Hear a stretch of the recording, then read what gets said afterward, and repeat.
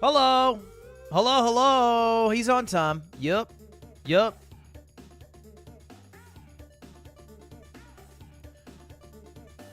No unionization here, folks.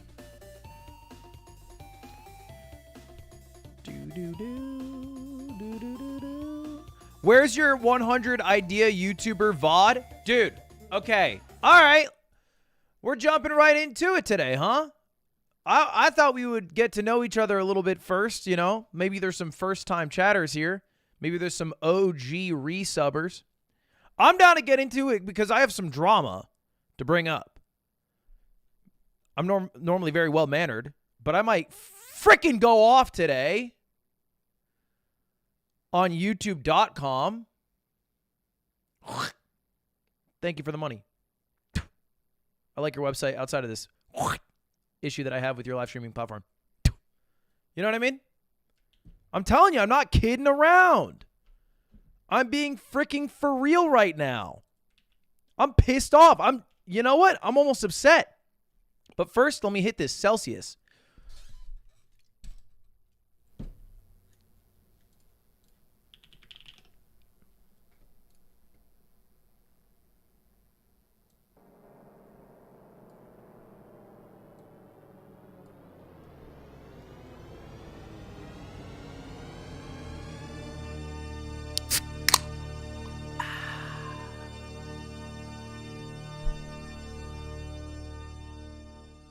Anyway, I'm freaking pissed off, man.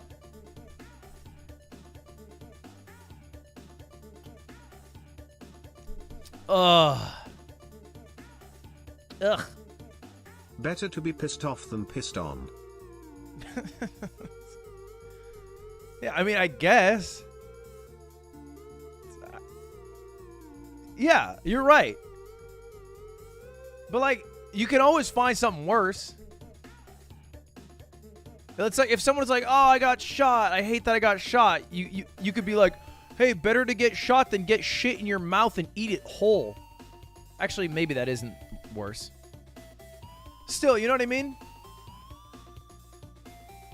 You can always find something. Anyway, let me tag the entirety of my Discord, let them know I'm live. I'm pissed off, man.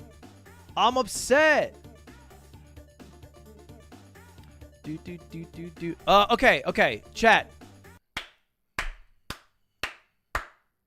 Here's the thing, okay? When is going live, all I see is a picture of a goat. Oh, thanks. Pup Dad, thank you for the 21 months. Appreciate that. 15 months from Coley Roly. Appreciate it. Why is white boy mad? Okay, it doesn't feel great to be reduced to just my skin tone, you know? Feel like I have a lot more to offer, but white boy is upset. White boy is actually kind of heated, to be honest. Here's the thing. I'm ticked off because I had a dope stream. I'll say it, all right? Sometimes I don't have dope streams, but I had a dope. Knocked it out of the park. Fantastic idea. I asked 100 YouTubers for an idea. I did about 50 of the ideas.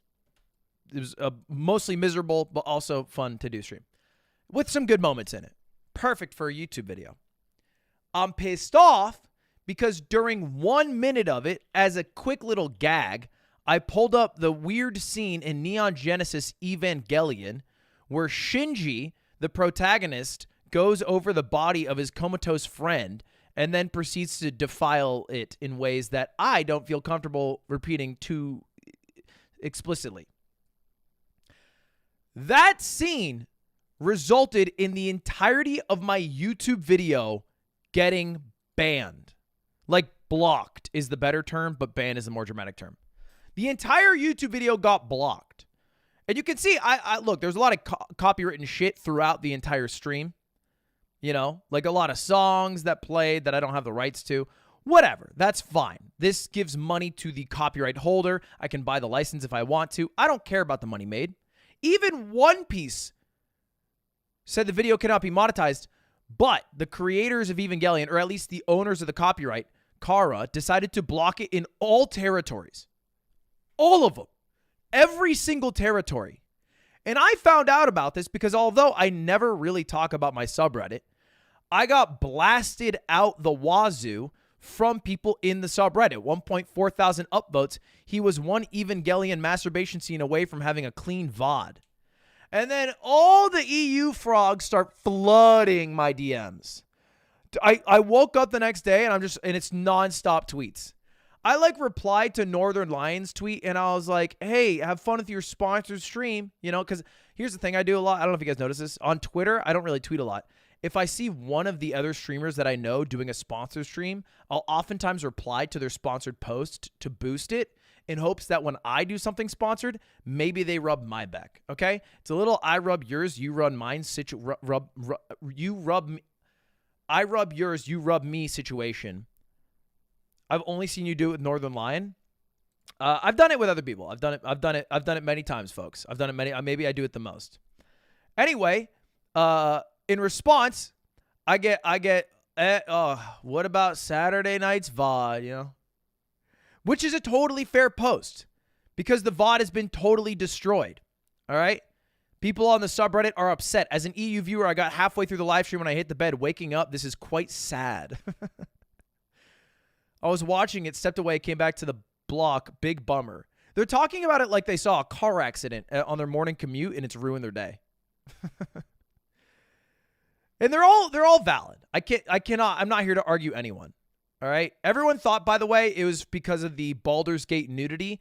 No, totally irrelevant. If you want to look up right now on YouTube, Baldur's Gate sex, you'll see a bunch of sex scenes. In fact, I'm seeing Drow Barbarian mocks puny penis. So I'm literally looking at a thumbnail of what I can only describe as a halfling piping a bent over giant from behind. That's the thumbnail. Boom. There we go. Boom. Showed it. So it had nothing to do with the sex scene. It had everything to do with playing a minute of copyrighted material. Now, normally, if we were on another site, well, it wouldn't matter because that shit is the wild, wild west. Okay? That straight up doesn't matter at all. Right? Normally, if we're on kick.com, then you can not only play all of Neon Genesis Evangelion, you can monetize all of it, and then probably also have the Super Bowl and a picture-in-picture small box in the corner. And if you're on Twitch, usually also pretty much the same thing. It's pretty much the same thing. All right? I'm not here to narc, but I have some people who I know who might have been going through the entire series of House. And it's going great for them. But over here on YouTube, all right, things are a little bit stricter, which I'm not against, by the way. I think it's fine, all right? I think that's what we probably should be doing. We probably should live in a world where copyright holders can more easily get paid for their copyright material. That's fine. I don't mind this. However, what's the issue? YouTube. YouTube.com. I have a list of complaints.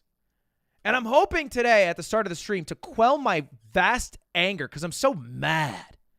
I have so much drama and anger in my heart that we can create a little bit of a list of things that need to be fixed with YouTube.com. All right? We got to fix YouTube because I'm a YouTube believer. There's no bigger YouTube fan than me. You kidding me?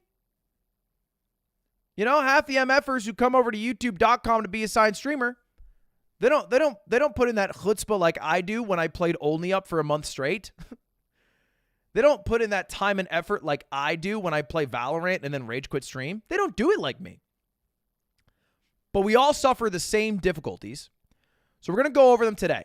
And part of the reason why I want to go over them is this past weekend I did not stream on Saturday. Saturday, I did not stream. The reason why I didn't stream is because I went to Toph's wedding. Big T, Toph, who invited me to his wedding, who also invited me to speak at his wedding, by the way, which was crazy. So I'm going to Toph's wedding, And if you don't know, my start, like my first job in gaming was being the editor for Toph in Scar and the editor of the Reads. Like that was my first job. And the only reason I got that job is because I made this Twitter account called Unfiltered Toph, which was just a pretty cringe parody of Toph the commentator. That was it. And Toph thought it was kind of funny, and because of that, gave me a job. Hired me directly from the parody account's DMs. And that job's why I met a bunch of smashers. It's why I learned how to edit. It's why I started streaming to some degree. You know, it was like that, and then Slime streaming his podcast on Twitch. Like that was pretty much it. That's how I had like enough followers so that my first streams had like 5 viewers. Because let me tell you, chat, it's a whole lot different streaming to one person as it is to 5 people. There's virtually no difference between 996 and 1,000. There's a world of difference between 1 and 5. Anyway, I'm going to Toph's wedding. He asked me to speak at his wedding. I was so fucking nervous. I don't know why he asked me to speak at his wedding to this day. Like, I was not a part of his groomsmen party. I was not one of his, like, best men or whatever the hell. But he asked me to speak, and I'm not going to reject the wish of the damn groom on his wedding day. So I went up, I did a speech. It was a passionate speech, but I was so nervous doing it. Because it was all Toph and his now wife Karen's family, and then like a few smashers. So I had to get up in front of all of them. I didn't cry, but I was shaky. I brought up my champagne glass. I'm sitting there, and I'm like,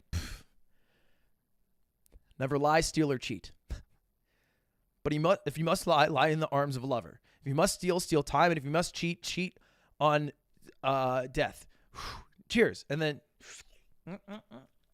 I made a chug jug noise and I got the hell out of there. I started the speech out and I said, you know what? Maybe Vivek is what this country needs. And it was a 20-minute rant about why that might be the case. But anyway, that was it.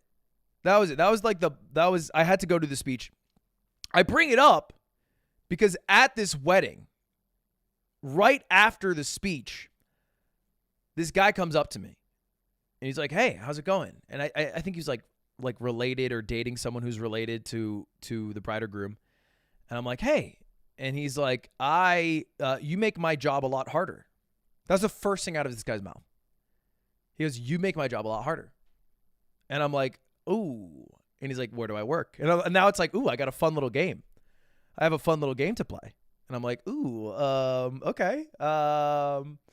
Whose life do I make harder?" And I started going through my mogul mails. I was like, "Unity employee." He's like, "No, but I saw that." I said, "Good guess." I was like, "Okay, all right. Job I make harder." And I'm like, "Well, I know you're not Nick Yingling." but that would also be a viable intro. I know you're not one of my YouTube mods. Also a viable intro. Eventually he's like, "Now I work at YouTube Live." And I was like, "Oh, a YouTube Live employee." Which, okay, now is worth mentioning. The weird, confusing situation that exists at YouTube. YouTube is too big of a company. I think they're just dead ass too big. Because I am a YouTube Live streamer, but I'm not paid by YouTube Live. I'm paid by YouTube Gaming. And YouTube Gaming only cares about gaming hours, not live hours. So they don't even count my hours streamed if it's not gaming. They basically pay me for YouTube Live. And then the YouTube Live employee, he said to me, he says, "All right, give me one thing I can fix with YouTube Live." And I said, "Oh, if you could fix the thumbnails, because I don't want to make a thumbnail for every stream, especially if I switch what I'm doing, that would be weird." And then he goes, "Well, actually a different department altogether." And I'm like, "What? There are too many departments. You guys don't even work at the same fucking company." It's what it feels like. How is this even possible? That's what you picked? Well, that's why we're here today, Lexi, because you're right. That was a bad answer to pick. There were many more better answers, and I discovered one of the better answers today. And so today, together, I would like to create a list of things that need to be fixed with YouTube Live. All right. Experiential things, as you, probably one of the most informed group of viewers on the planet about this. Like, if you've watched even a few of my live streams, much less dozens and dozens, instantly you know way fucking more about this than I do. Or even they do, right? Like, you guys know more. What did Otto say? Otto said, get him. I fixed thumbnails 2 weeks ago, and you would know if you came to our meetings. Otto, here's the thing. I wish I could show up to our meetings, but I'm literally getting nonstop stumped with all these sponsor streams to pay your bills. You know what I mean? Boss makes $1. I'm cuffed. Uncuff me, Otto. All right? Take over my next 10 sponsor streams, and I'll be there every Wednesday, baby. I'll be there. They got me in the mines. Bro, I did a Naraka Blade Point stream. Are you seeing this shit? I'm in the mines, man. They got me doing this series called White Wednesday. Otto, you take over White Wednesdays this week. You got to figure out the name change too. And you got to soften the blows about the optics around it. I'll figure out the rest. I'm good for that trade-off. Anyway, this guy, who I won't name because I don't know if he wants to be named, inspired me to make a list of what's wrong with YouTube. And then this multiplied yesterday when my VOD got taken down. And now here's the first thing I'd like to throw on the list. So you guys all talked about this. European watcher, I didn't get to see the VOD. VOD taken down. What happened to your VOD? My VOD got deleted it got blocked in every single country. I can actually still watch it. This is a crazy thing. As the guy who made the VOD, I can still watch the VOD. It's just that nobody else in any other country in the world can watch it unless you can log in to my account. What's a VOD? Video on demand. It's just usually what people refer to as like old live streams. So anyway, what we normally do, and this is the first thing I want to put on the list, when there's copyrighted material in a VOD, is you remove it, right? Like any other VOD, whether it is like an edited video or a live stream, you usually have this option. I'm going to show you guys right here. Let me see if I can find a good example of this. Yes, perfect. Usually, you can just go here. This is the You Laugh, You Lose I did with Slime. As you can see, it has copyright and stuff in it. So I could just click these 3 dots, and I could hit Trim Out Segment. YouTube would use its editor to snip, get rid of it, or I could replace the song, or I could mute it, and then we're good, right? But YouTube, for whatever fucking reason, has this rule where if the VOD is over 6 hours, you can't trim out, replace songs, or mute songs. You just can't use the editor. I don't know why. It doesn't make sense to me. But if it's over 6 hours, you're done. Which I think sucks. So there's 2 issues here. Problems with YouTube Live. Problem 1. Allow users to edit VODs over 6 hours. That would be my first issue. This is the most recent one I have run into, the most recent snag. And this kind of leads to another issue. Can you download the VOD, then edit it out? So, yes, kind of. There are special privileged people, which I am one of. I'll fully admit this. I can download the VOD, I can edit out the segment, I can re-upload the VOD, and then I can ask YouTube to swap the VODs. Like do a URL swap, which they occasionally do. This is something that's done. It's only a thing if you like know someone who works at YouTube though. So generally I think it's it's what we're doing right now. It takes a few days. That's why the VOD's not back up, but it will be up. But this is only something that will work for me, you know?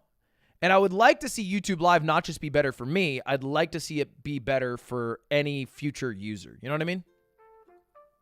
It's a little bit of top player privilege.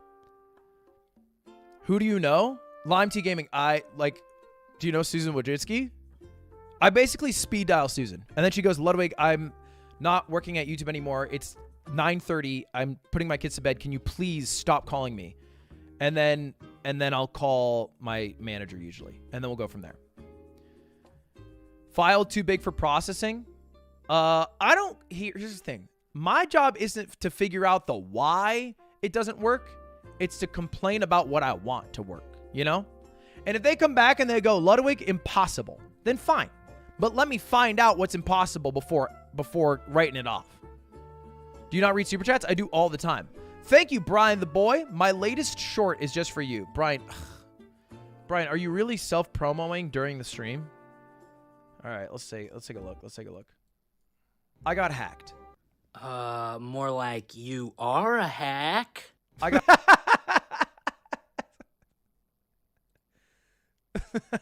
Okay. Wow. Fucking booed me. Shit. Damn, that sucked. Wow. Whew. I'm gonna need like a minute.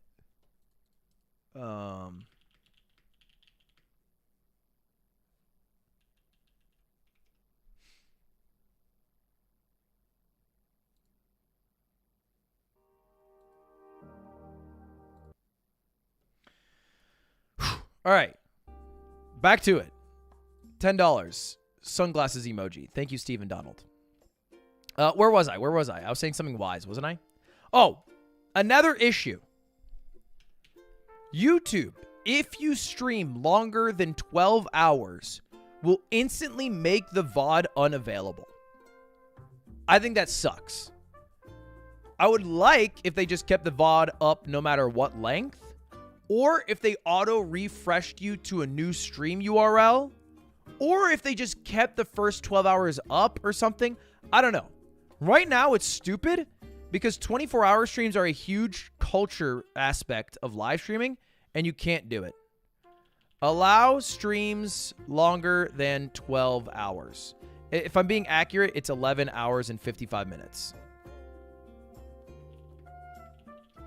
But I'll just say 12 hours. Okay. Boom. Chat, let's keep it rolling. Now I want you guys to start shouting out some issues with YouTube Live. I see Point Crow in chat. Point Crow, he streams on YouTube. He says moderation is dog.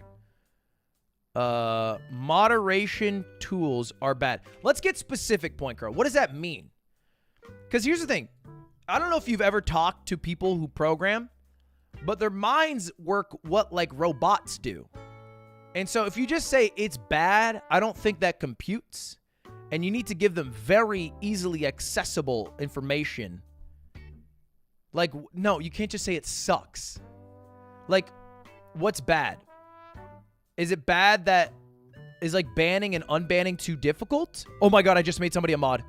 Oh my God, I just made somebody a mod by accident. Panic, panic, panic, panic, panic. Oh my God. Tim, I made one of the people on this list a mod. I don't know who. I want to say it was Joshua Rivers. But it could have been Raven, Erie, or Begging to Be a Millionaire. And if it's Begging to Be a Millionaire, we are fucked, man. We are top down fucked. He's going to drain the account. God damn it. I went straight Bazinga mode, baby. Brian. That's $40. All right, you're not making even a third of that back on the short. You can just do $5 super chats if you're really trying to get crazy. All right, anyway, back to it. How do we get specific? What mod tools need to be better?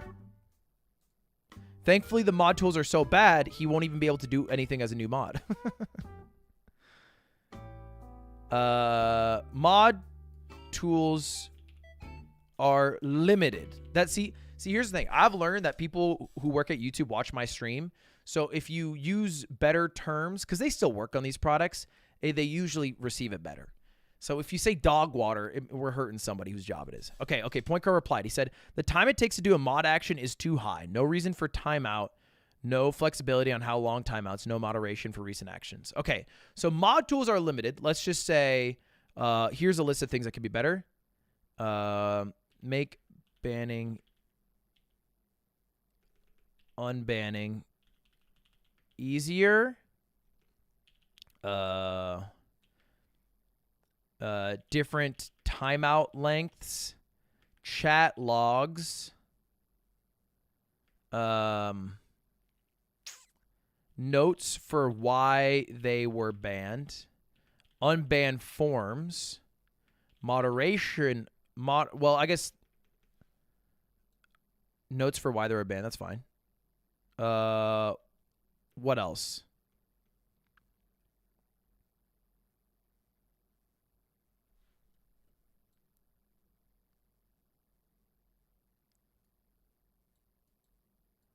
Seems pretty good. If you ban a word on stream, it bans it for all your comment sections. Wow. Really? Huh.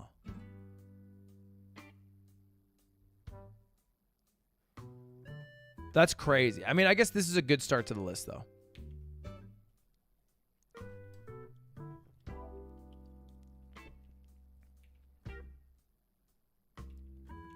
All right. Mod tools. I feel like we got that. Next.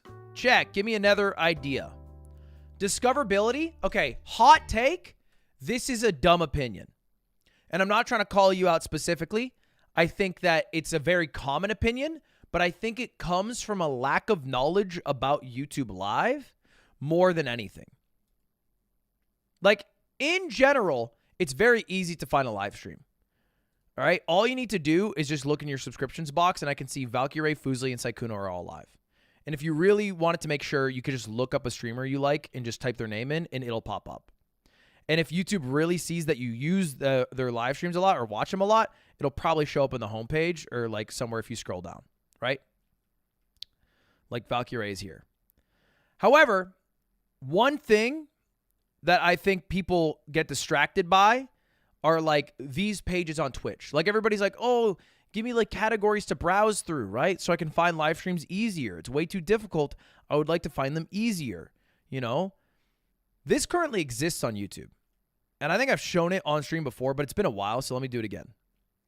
If you scroll down, and let me admit that it's hard to get to, but if you scroll down in the left bar over to like YouTube Gaming, or excuse me, it's called YouTube Live, you will see only live streams, featured live streams, live now, and recent live streams. This whole UI is kind of shit.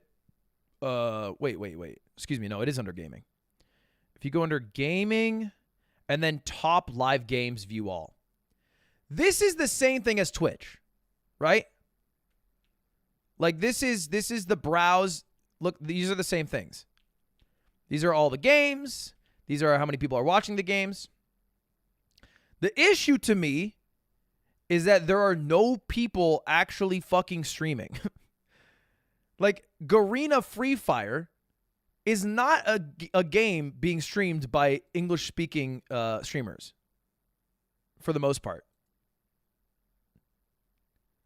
There's just not enough streamers. Sí. Ahí está el tipo ahí. So, like, the discoverability thing exists, but, like, let's be real. I'm even sorting by my region. You get to, like, you know, number 15, and you're instantly hitting one viewer people or Japanese-speaking streamers. What's it gonna? Let's go to Minecraft. I don't think anyone here. This is the cherry blossom stuff, right? We have one English speaking. I guess we have a few here. I just think there aren't enough streamers. Like, I think if this was easier to click, because some people were like, well, Ludwig, it took you so long to click to get there. Even if it was on the front page or some shit, I think it would be fucking hard to even use it because you'd have to sift through so many foreign language streamers. And that would be annoying. Dude, YouTube thumbnails are so cringe. And I'm not flaming these people because I do the same thing. It just sucks that, like, this is what you have to do. It is so much cringier than just, like, pulling a screenshot. You know what? While we're at it, allow... what's the word? Allow preview thumbnails. Or enable preview thumbnails. Preview thumbnails is the right word, right? Do you want to turn the screenshot thing right now? Can you do it from there? I think live streaming as a technology has become stagnant as a whole on any platform. I can't remember the last innovation that took off. It's been mostly third-party add-ons. I think that's wrong. I think that's like unless you're talking about horizontal live streaming exclusively, vertical live streaming's gotten crazy. It's gotten crazy. Kryptonic, thank you for the 15 months. Appreciate it. Okay. Back to it. So anyway, I think I reject the discoverability argument. I don't think it's the biggest problem. And I think live streamers mask poor viewership with discoverability problems and not the other more pertinent issue, which is bad content. This is a hot take. Okay, what? Look, I'm here for some hot fucking takes. I think it's usually just mid-ass content getting mid-viewership, so it's getting pushed less. I don't think it's like dope-ass content that's not getting... I think that's most of the time the case. And I think other streamers would agree with me. Point Crow said cold take, also based. And you know why I say this? All right, and I have a perfect example for you. Shit, I couldn't speak there. This motherfucker right here. Moist Critical has been crushing viewership on YouTube. He has instantly doubled the viewership that he had on Twitch, like overnight. And it is not suffering from discoverability problems. This dude goes live. I see it within 10 minutes on my YouTube homepage. And he sits at like 25K. Right? And no one's been like, Charlie, I can't find your stream. Yeah, you fucking can. Pops up.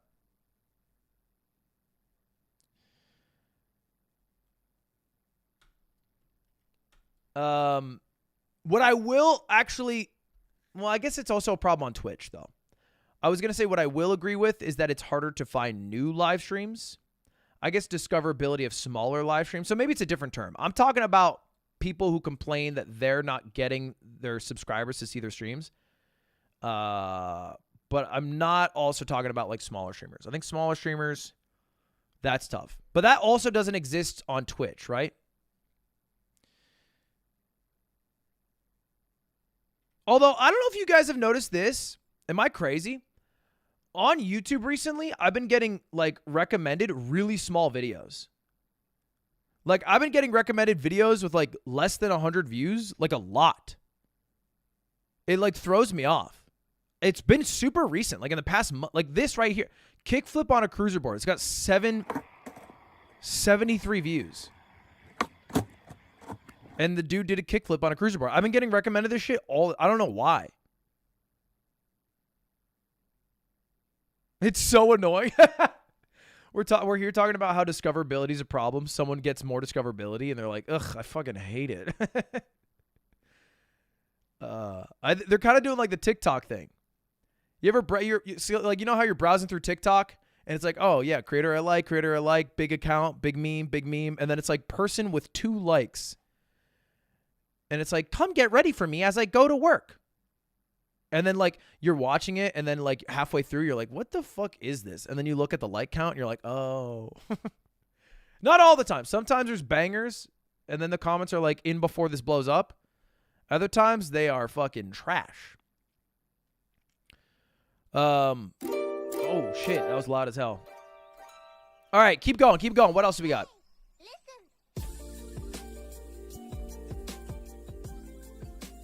What else do we got?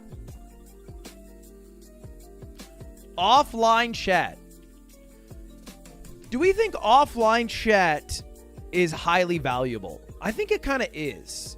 I think offline chat is a big culture thing. It would also... I think it helps a bit. Really? I'm seeing a lot of no's. But I guess, to be fair, you guys are all saying no because everyone who used to use my offline chat never followed me over to YouTube, and they're still on twitch.com. Are they even in here anymore? Hello? Is anyone here? Hello? Oh, yeah, they're here. Okay, you don't have to middle finger me. Like, what the heck? What the heck, guys? I like offline chat. I like offline. Okay, here's the thing. I don't fucking like offline chat as much as I like not having to plan out a stream. It's one of my least favorite parts of my job, and it makes it feel like a job when I have to decide 30 minutes to an hour before I go live what time I'm going to go live, and then sit there and like it literally feels like I'm at a job, and it's like, oh, you have to show up 5 minutes early, but don't clock in until exactly 9 a.m. It feels like Best Buy. If you're on time, you're late. You should show up 5 minutes early and then clock in the moment your shift starts. You should not be walking in the door when your shift starts. That's what it feels. And I'm sitting here with my fucking thumb up my ass for 5 minutes. If I had an offline chat, the issue is you need a new URL every time, though. Almost all the issues with YouTube live streaming stem from the fact that all of the infrastructure is based off VODs. This is literally your job? Yeah, but when it feels like a job, it's worse. You know what I mean? Offline chats. Better system to go live. Better...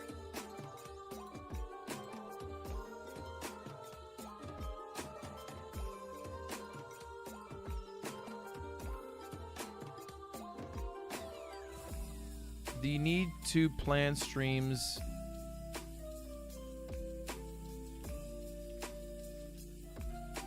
Having offline chat would be nice. Okay, that might be good phrasing. All right, next chat. What else do we got? Fix the shorts bug? Wait, what is this? I don't know about this. What's the shorts bug? Oh, dude, raids are so dumb. Raids are so dumb right now.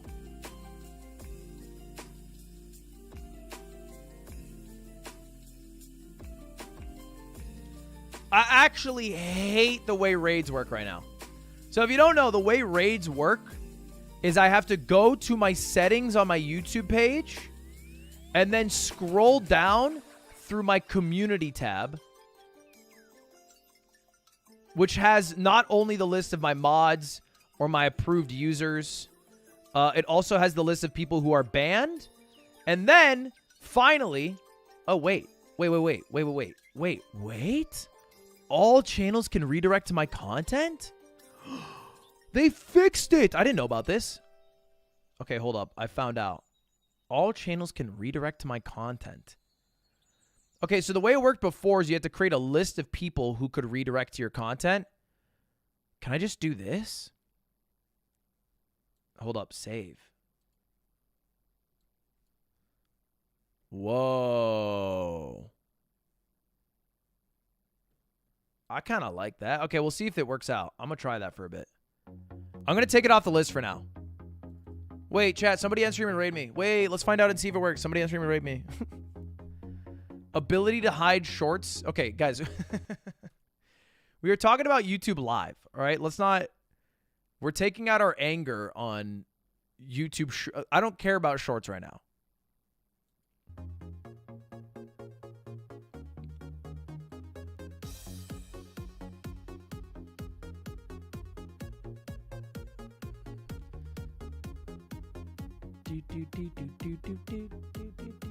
All right, I want to see how this works. Hold up.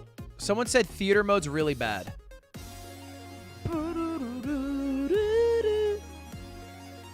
What makes a trip One second, I gotta watch this ad. know it when you feel it.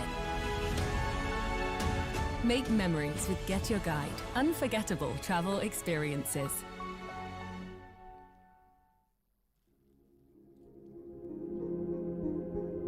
What the fuck is this? They definitely did not pay for the song. Okay. All right, so if I go theater mode, what does it look like? Ew! Ew! Yuck! Gross! What's the point of theater mode if I can't even read chat? It didn't even make it bigger. It just made the black bars wider. All right, hold up. Let's see Twitch for comparison. So if I'm on, like, let's say I'm here and I really want to watch my favorite streamer.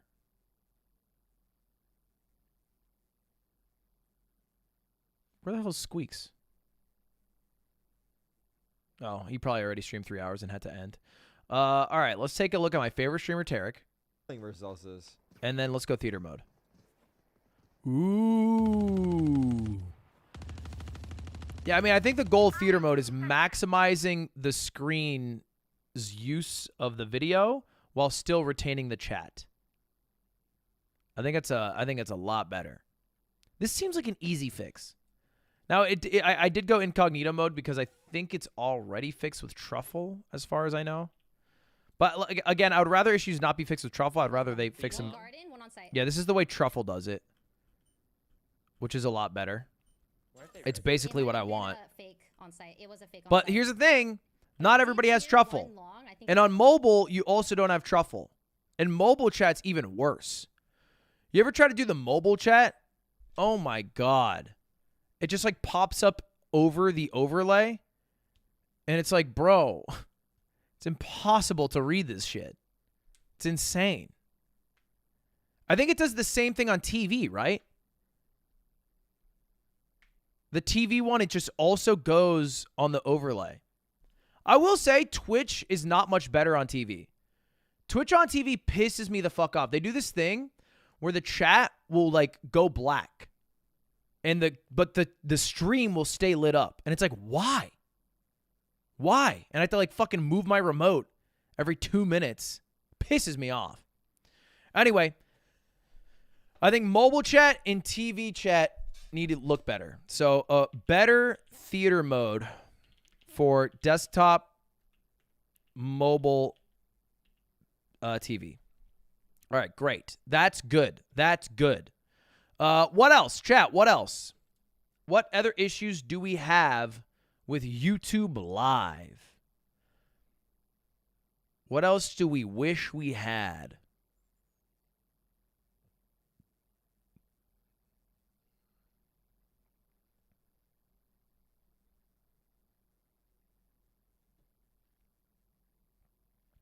Here's a simple one that I've seen mentioned a few times. I don't even know how to explain it. Like, how do I explain this to someone who works at YouTube? I don't like the way the chat flows.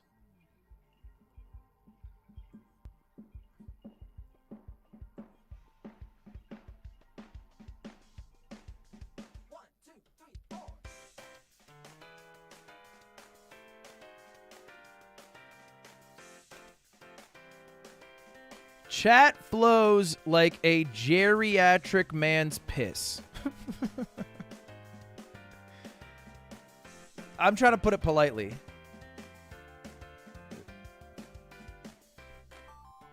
But it come out, pss, and then it's like, pss, pss. Someone coded in a prostate the size of an apple.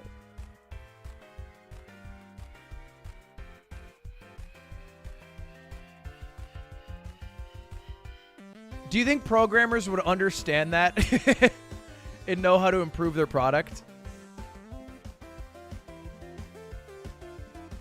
All right, chat. What else do we have? I'm gonna remove this to make it a little cleaner.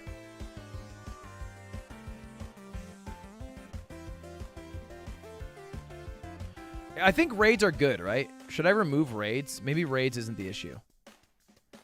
Top chat. Stop defaulting top chat. I agree. I actually hate that. I don't know why they default top chat, but it does piss me off.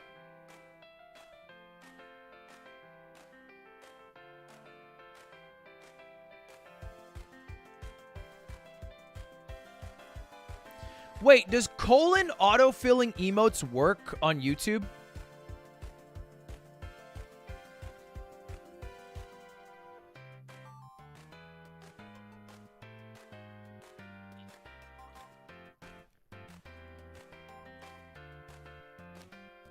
Channel points.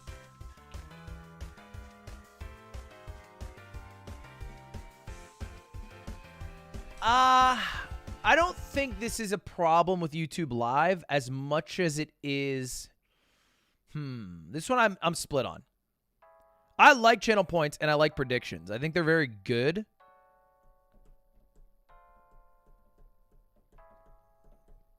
However, this feels more like clone Twitch than it does an issue that impedes live streaming. You know what I mean? Like, I feel like most of this list is like problem. That one feels more like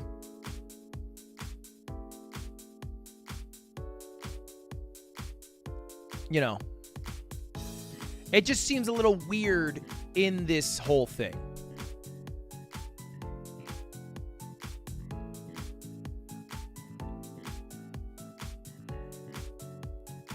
It's not a necessity. I do like them, and there's a reason we have them on Truffle. Better dono sounds. I think creators can set that up through like a Stream Elements or Streamlabs. We just don't have it currently. Members get pre-roll ads. Not enough incentive for members. That's maybe a better way to phrase it. I think there's currently a very low incentive to become a member.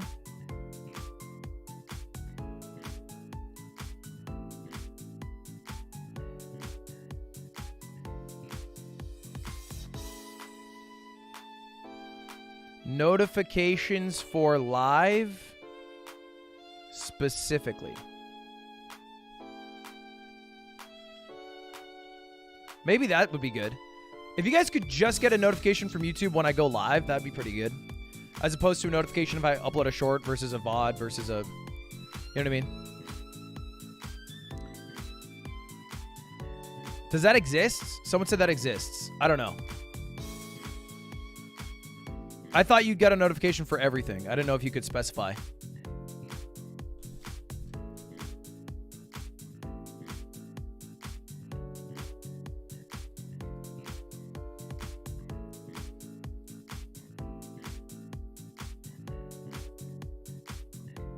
Hold up. I got a few super chats.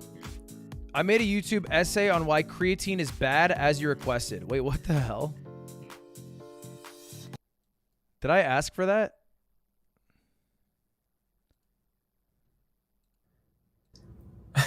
Morning. It's actually Why do you look like a Ken doll? 4 p.m. Okay, here's what's happening. I'm trying my best to start lifting weights. The problem is, according to Ludwig's chat, creatine, which is like the best supplement you can take when working out, creatine is bad for you. So why the hell did I buy it? By the way, Ludwig is also confused. If you want to drop me an 8 to 10 minute YouTube video essay on why creatine's bad, I'll watch the whole damn thing. And you can change the whole future of my life. My whole life, it's always been like, if I do workout, it's some slight cardio, maybe some martial arts sometimes, but I've never actually lifted weights. And it's the fall. Wouldn't it be great to just start lifting in September when everybody's wearing a bunch of clothes and then come out in like the middle of March in a t-shirt and pretend to my friends, yeah, I've always been, what's the word, buffed? Yeah, oh, what are these? Oh, these? You know, what are you even talking about? They've always been there. You just haven't seen them, you know? I think it's a perfect opportunity. The tricky thing is, to me, not taking any supplements is like people who don't take coffee. Why wouldn't you take a little sip if it can propel you and don't do any harm to you? You know? Okay. All right. Hold up. Are we getting somewhere? This is very uncanny, the eyes. Yeah, you are right. I don't think it's a VTube. I think it was a desire for anonymity, I imagine. It's not like injecting yourself with some steroids. It's just healthy supplement. The most researched, actually, supplement subscription, and asked it to write me an essay on why creatine is bad for you. No, that just didn't sit well with me. So I also asked it one more thing. You see all these concerns? You have like kidney and liver concern. You asked ChatGPT? Kidney and liver concerns, digestive problems, dehydration and cramping, potential for weight gain, mental health and mood changes, impure supplement, masking of other underlying conditions. Digestive problem and a bunch of others, actually 8 pretty severe concerns that probably everybody should be worried about, to a certain extent at least. So I asked it, what can I do to avoid all of this? Dehydration, potential for weight gain, mental health, blah, blah, blah, blah, blah. So here's actually a full list of how you can still take creatine and be completely fine taking it. Kidney It seems like most of it is resolved by drinking enough water. and liver concerns. Stay hydrated. Avoid excessive alcohol and medication. I don't drink and I don't use any meds. Regularly get your kidney and liver function tested, especially if taking creatine long term. I was wondering about what it meant. So to clarify that, if you're generally healthy, I guess I am relatively healthy, a comprehensive checkup including blood tests, creatine and increased for a little longer, but choose micronized create. And then you know, like works. The water somehow gets distributed throughout your body, the potassium and whatever. It makes you feel better, and it's good to take it with creatine. That's all I need. Cool. Potential for weight gain. I don't mind gaining a few pounds. Physiological. Okay, I don't know if I agree with your video essay being you reading off ChatGPT without any sources. It doesn't seem as convincing as Jeff Nippard, who actually looked up studies on creatine. Also, most of those side effects seemed about as bad as the side effects from taking caffeine, which you were okay with, which is a bit confusing to me. Chat on bottom of TV screen so I can see streamer. How do you feel about Big Mom arc? Oh, I like Cake Island. I think whenever I'm on Twitch and I see streamers that are live on the side, it gives me a sense of community, and that actually adds a lot for me. I think the issue isn't that there's no people on the sidebar, because look at the thing. Auto put it in. Look at this. Look at the automatically updated thumbnail. Oh my God. What the hell? What the hell? Sheesh. Favorite One Piece arc? I really fuck with... Oh, shit.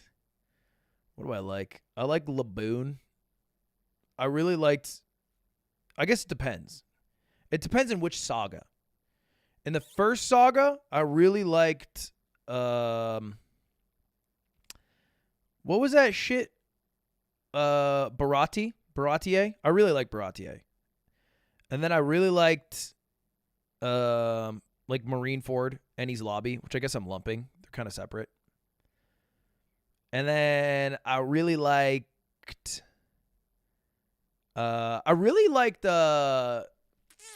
what's it called? The it's with an R. It's like the big ass meeting. The repartier.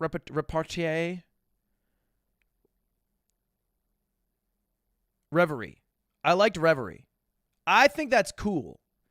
Like, now I'm very into, like, the lore of One Piece. Like, I like, because I'm curious what the fucking One Piece is. You know what I mean? So I like that. I like learning about, like, the Lost Years or whatever hell.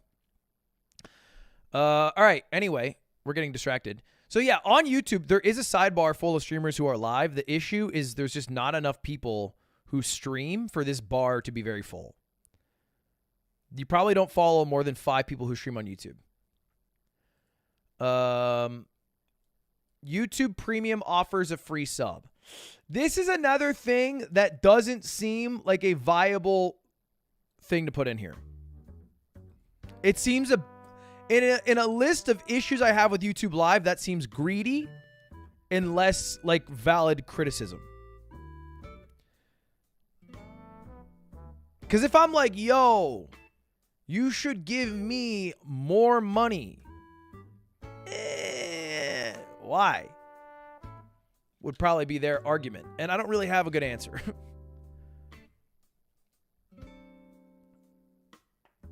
I mean, it's a very populist opinion. Fuck it, dude. Give everybody who has a YouTube Premium membership 5 free subs. And also free ice cream for life. Hell yeah.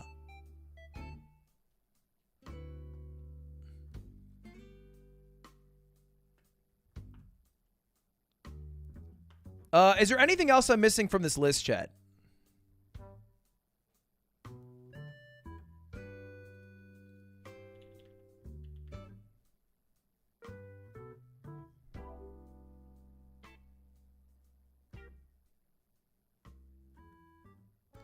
Donation currency should be your location currency, isn't it?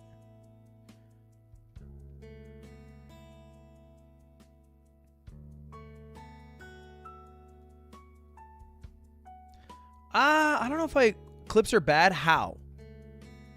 You have to explain how.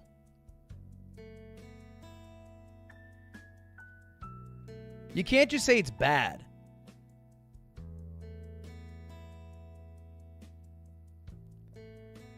Brian. Allow streamers to watch porn.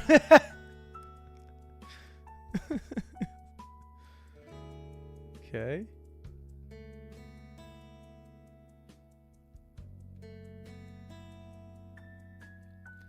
No place to view clips. That's not a bad response.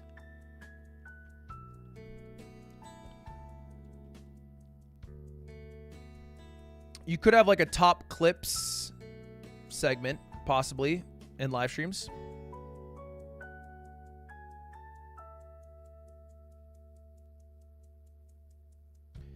Emote only mode. Yeah, I think that's fair.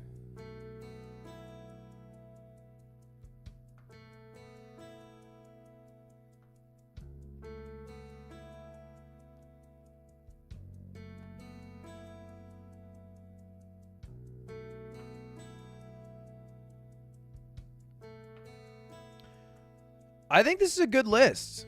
We have room for one more thing. I actually think squad streams is more of a gimmick. Replies in chat, Lud.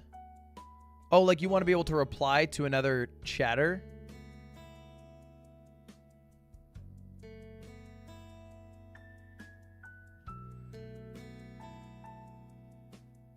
Give all the viewers the money. It's not even like a thing. To reply to comments.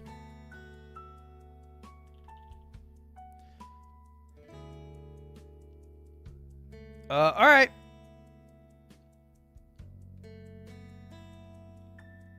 I think this is a good list.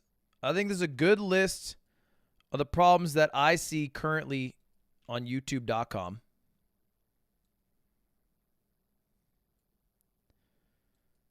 All right, let me send it to my boss. I've made a list of things to improve at YouTube. Unordered.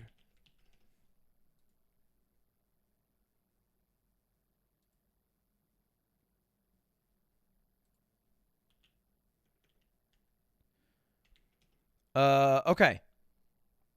Bing, bang, boom. List is sent out.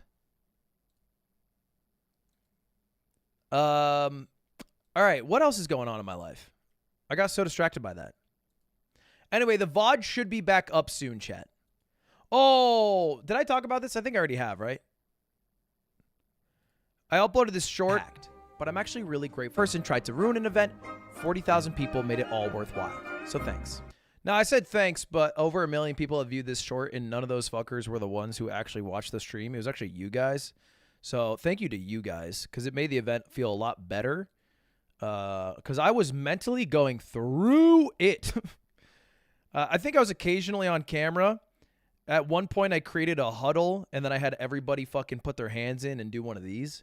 And I was trying to be a powerful leader, but I was not having a good time. I was just putting on a front because everyone was looking at me, and I was the leader of the crew, and I didn't want to be, like, moping because then everyone else would mope. But it was tough. It was tough to deal with. And I've actually been thinking, so there's tomorrow, actually, I have a pretty freaking huge announcement. I'll probably go live right after I talk about it. It'll be like around noon or 1 p.m. Pacific, 3, 4 Eastern. We have a pretty dope announcement, something we've been working on for a little bit. And so no Wednesday gaming day, but I will be live somewhat early to talk about it. But I have been thinking, because I've been running a bunch of events lately, and I have a few events planned. But a lot of the events are like, how do I phrase it? They're events that make money. I don't know if I've talked about this. Basically, like for a long time, I've been the events guy. And like, you know, I do my fucking little thing in between my events. You know, we be fucking around and shit, and sometimes we play a game. It's going great. For the most part, it's like, hey, we're going from one event to the next event.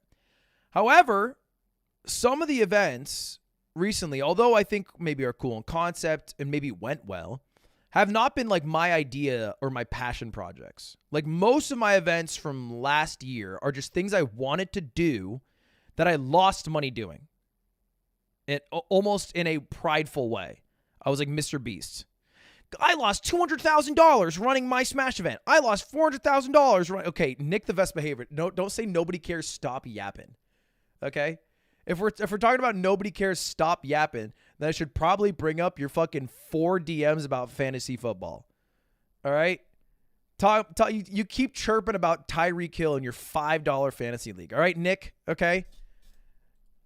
Can't wait for your second place tweet DM when you get your 30 goddamn dollars. Now let me chirp here. I'm chirping right now, Nick. I'm chirping. Anyway, most of the events I ran last year are just things I wanted to do that I lost money doing, like the Smash Invitational or chess boxing or even Mogul Money Live, right? This year, bit of a difference. I've been doing events that actually make a good chunk of money. In fact, I've made more money, I think, than I ever have in like the time stretch.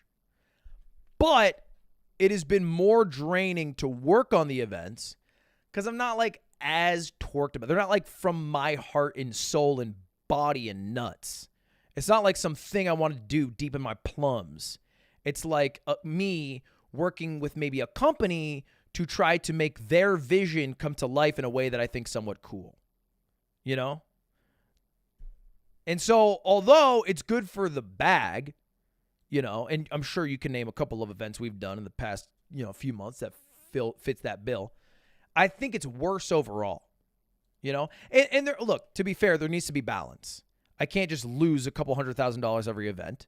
And I can't just make a couple $100,000 but not be torqued about the thing. I think we need a middle ground where, hey, we're making a bit of money, but we're still torqued about the event. So I've been thinking about that a lot lately, for one. Why not? Because I think it wears. Because I think the whole promise, right? Like, okay, pause. You're a Ludwig fan. You're watching a Ludwig live stream. What is the sell of being a Ludwig fan? Why do you like being a fan of Ludwig? Right? He is less in tune with his community. Motherfucker shows up late all the damn time. On average, he's worse at almost every game, and half the promises he makes he doesn't fulfill. Right? These are facts. Now, there's a couple of things that are going my way. All right? For a while, I was, you know, decently funny and I had good hair. We've lost both of those things. The third thing is that I ran some banger events, you know, and it's like, if you're a Ludwig fan, it's like, well, he's the motherfucker who made chess boxing. You know, that's the dude who did Mogul Money Live, who shook his ass in front of hundreds of thousands. But if my events that I'm doing are money-making events that I'm not as torqued about, and it comes off that I'm not as torqued, then you, in this interim waiting period to, like, as a Ludwig fan, and it's like, oh, let's see what event Ludwig pops out with, and then the event's like, it's okay. Then is it worth the wait? Why not just, like, because basically my sell is that, like, I'll give you a bump of something strong, like heroin. But if my heroin is weak, why not just be a daily cocaine? This is actually a terrible analogy, and I've lost it completely. But you get, I think, the point that I'm trying to make here. I think World's Greatest was good. I think World's Greatest was a pretty good idea. I think there were some constraints working with YouTube Gaming that made it a bit more difficult than if I were to just lose money and do it myself. But I think it overall worked out. But I have been thinking about this. All right? So anyway, this is just a general thought that has been forming some of my thoughts on what I will do with my time over the next 12 to 18 months. I don't have a major in yapping, Nick. I don't speak Japanese. All right? I'm just speaking my truth. It's not a midlife crisis. It's like, okay, here's what it is. Fucking slime sunsetting meme aside, streaming is like, you never get to rest on your laurels. You can't just have done a bunch of dope shit and then boot up stream and then drop mid-ass gameplay, clock in, clock out, call it a day, and expect for more people to be excited about what you're doing. You can do it and then have people slowly leave the building, but you can't do it and expect it to, like, be any sort of cultural impact. You have to, like, keep working at it. You have to keep doing that shit. You know what I mean? XQC does this every day. I think XQC, well, I guess with the kick thing, it's a little weird now, so I don't know. But I think one of XQC's great powers is that he's always there for you. I'm not. I'm there like fucking 3 hours every 5 days. That XQC's been there like, 10 hours a day every day for the past 5 years. It's a little different with kick now. It's different, but you get my point. So anyway, all that aside, I think what I'm announcing tomorrow is going to be super dope. I know this is an announcement of an announcement, which is cringe. But tomorrow at noon is one of the things I've been working very hard on. Lamau. And it should be tight. It should be dope. And also it should be swag in a way. It's not an event as much as it is a cultural movement, like planking. Would you be open to doing content like Sea-Dog? Yeah. Oh, that's another good point. Thank you for bringing that up. Yes. So I actually hired a producer. So every month I have a producer. His name's Devin. And his job is to basically help form an idea into a YouTube video that I record offline. And I actually already recorded my first one last week. And it was a fishing contest that I did against Slime, where he made me drink a beer every 30 minutes. And I ended up drinking 10 beers, and I was so hungover all day. Debin. It's Dubbin and Debin. Yeah. So anyway, that's something else that I've been doing. Hired a producer. Bang. Hired a producer. Bang. Trying to do events that we're more torqued about, that still maybe hopefully make money. And then bang, the return also of a monthly cadence show like Mogul Money. I think we have a sick show idea that I don't want to leak, but that should come, I think, before the end of the year, the pilot of it. Because I think that is also something cool. So this is all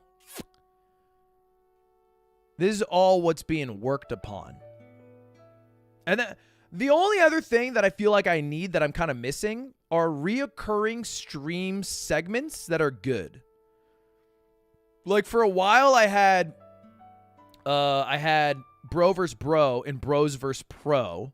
Bros vs. Pro. Yeah, I had Bro vs. Bro and Bros vs. Pro. Bro vs. Bro got a little tired. I don't know. I just feel like I did too many of them.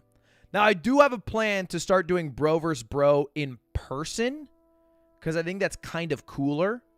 White Wednesdays is not going to be a thing. Chat. You can't look like me with a shaved fucking head in a series called White Wednesday. You just can't do it.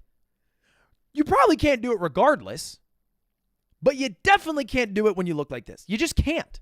It's just wrong. It's all types of wrong. You know how many DMs I got after last White Wednesday, which was not called White Wednesday? I called it something else, but other people called it that. I got like 10 different DMs that were like, hey, Ludwig, I really understood the joke of White Wednesday, found it actually somewhat amusing. Please never call it that ever again. Sincerely, someone who watches you that's not white and also uncomfortable. Look, there's a non-zero chance there's like a neo-Nazi lurking amongst the people spamming White Wednesday as a meme, and they're like, yeah! And they're a little too happy about it, right? So that's why we can't do it. There's somebody in chat who's like everyone's like, yeah, White Wednesday, this is silly. And then one person's like, fucking, what day is it? And like, we can't let them have it. We can't let them have it. It doesn't help if we have Minority Monday, because that is, again, and that, how about we just, let's reverse back to what I was talking about.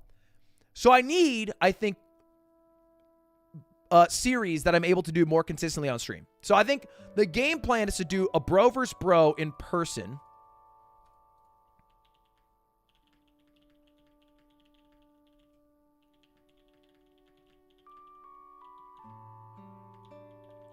Because I think that also unlocks new games that we can play.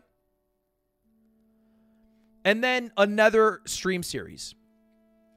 Bros vs. Pros, I mean, it technically wasn't even a stream series at the end. It was basically a VOD recording. So it wouldn't even fulfill what I'm looking for. Because it was more like it turned like we hadn't done a gaming one in forever. So I don't think that would really fix what I'm looking for.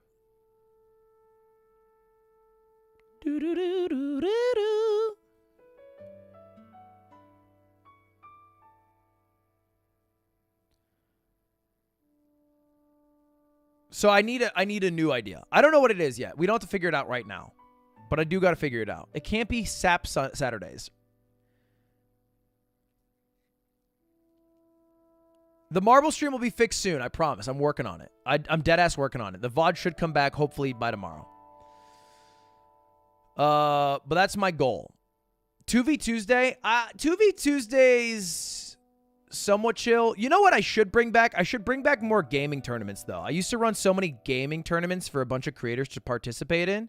I haven't run one in a while. I don't know what game I would do it for, but I think I should do one again because they're pretty fun. Thing is, they don't even become good YouTube videos. It's actually just so much work. That's why I stopped doing them. It's so much work. It didn't do well for YouTube viewership. I should do a TF2 tournament. You're fucking right. You're right that I should do that.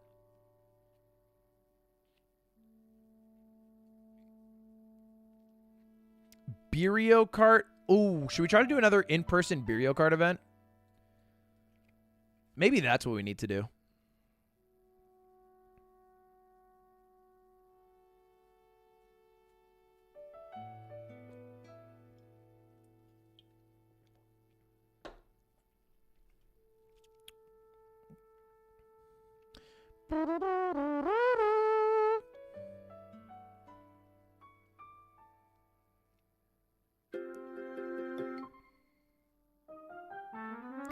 Yeah, I'll think about that.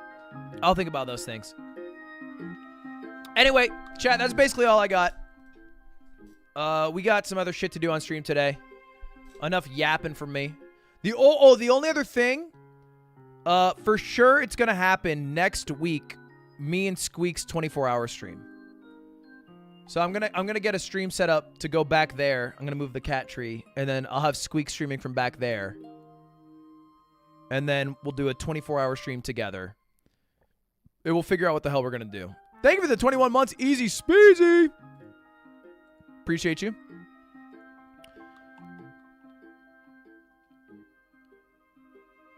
Thank you for the 5 New Zealand dollars. Team Fight Manager. Can you give me the playlist to your YouTube Greatest Gamer? Or I will KMS. Oh, the music playlist?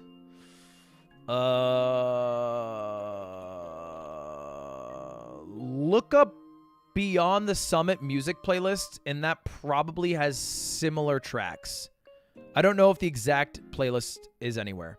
Bro vs. Bro with extra Emily. I do think that'd be great, but I want to do it in person again. I think that'd be better.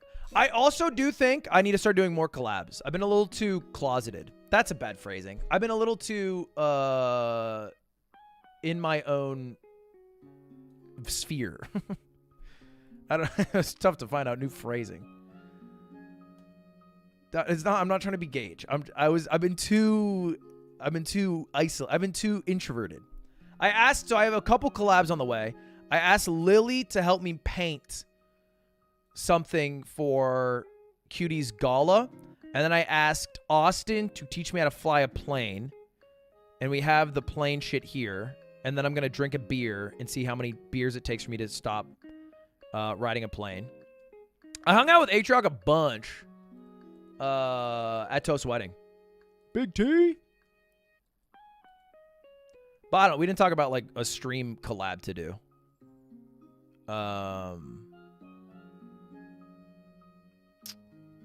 We just hung out. We vibed. Dude. So me and Atrioc got the same flight to this wedding, which was in NorCal. And I didn't have a belt. And he was making fun of me for not having a belt and going to a wedding. Because I was wearing sneakers and a belt. And he's like, you look like a fucking schlub. So I go to like a J.C. Penney because we had a bit of time before the wedding. And I'm out there checking out a belt and, trying to, because my pants are a little, I was wearing Stanzas pants. They're just a little bit big. And in the line, Toph's wedding, not Toast, Toph. And in the line at J.C. Penney, as I'm checking out this belt, this woman goes over to Atrioc. She like whispers something in his ear. And then Atrioc starts laughing. And then he's like, he like chirps at me in line. And apparently, I don't know when this had happened, I had just left a giant hole in the back of my pants at some point during that day. I don't know when. I don't remember hearing a rip, but my fat ass just tore through Stanz's pants.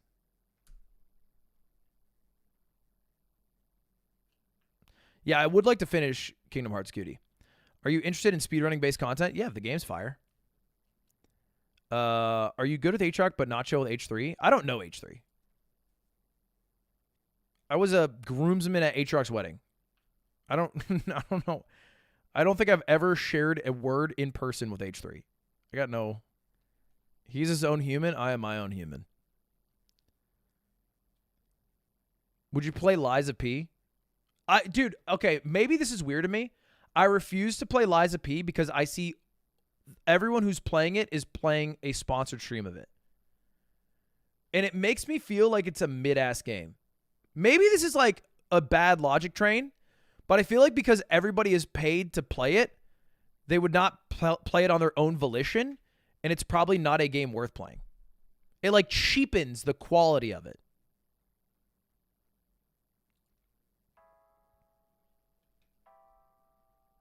I have seen Moon play it free a lot, but that's about it. I saw like 10 people this morning, though, all tweet out, like, playing Liza P. Here's my sponsor stream.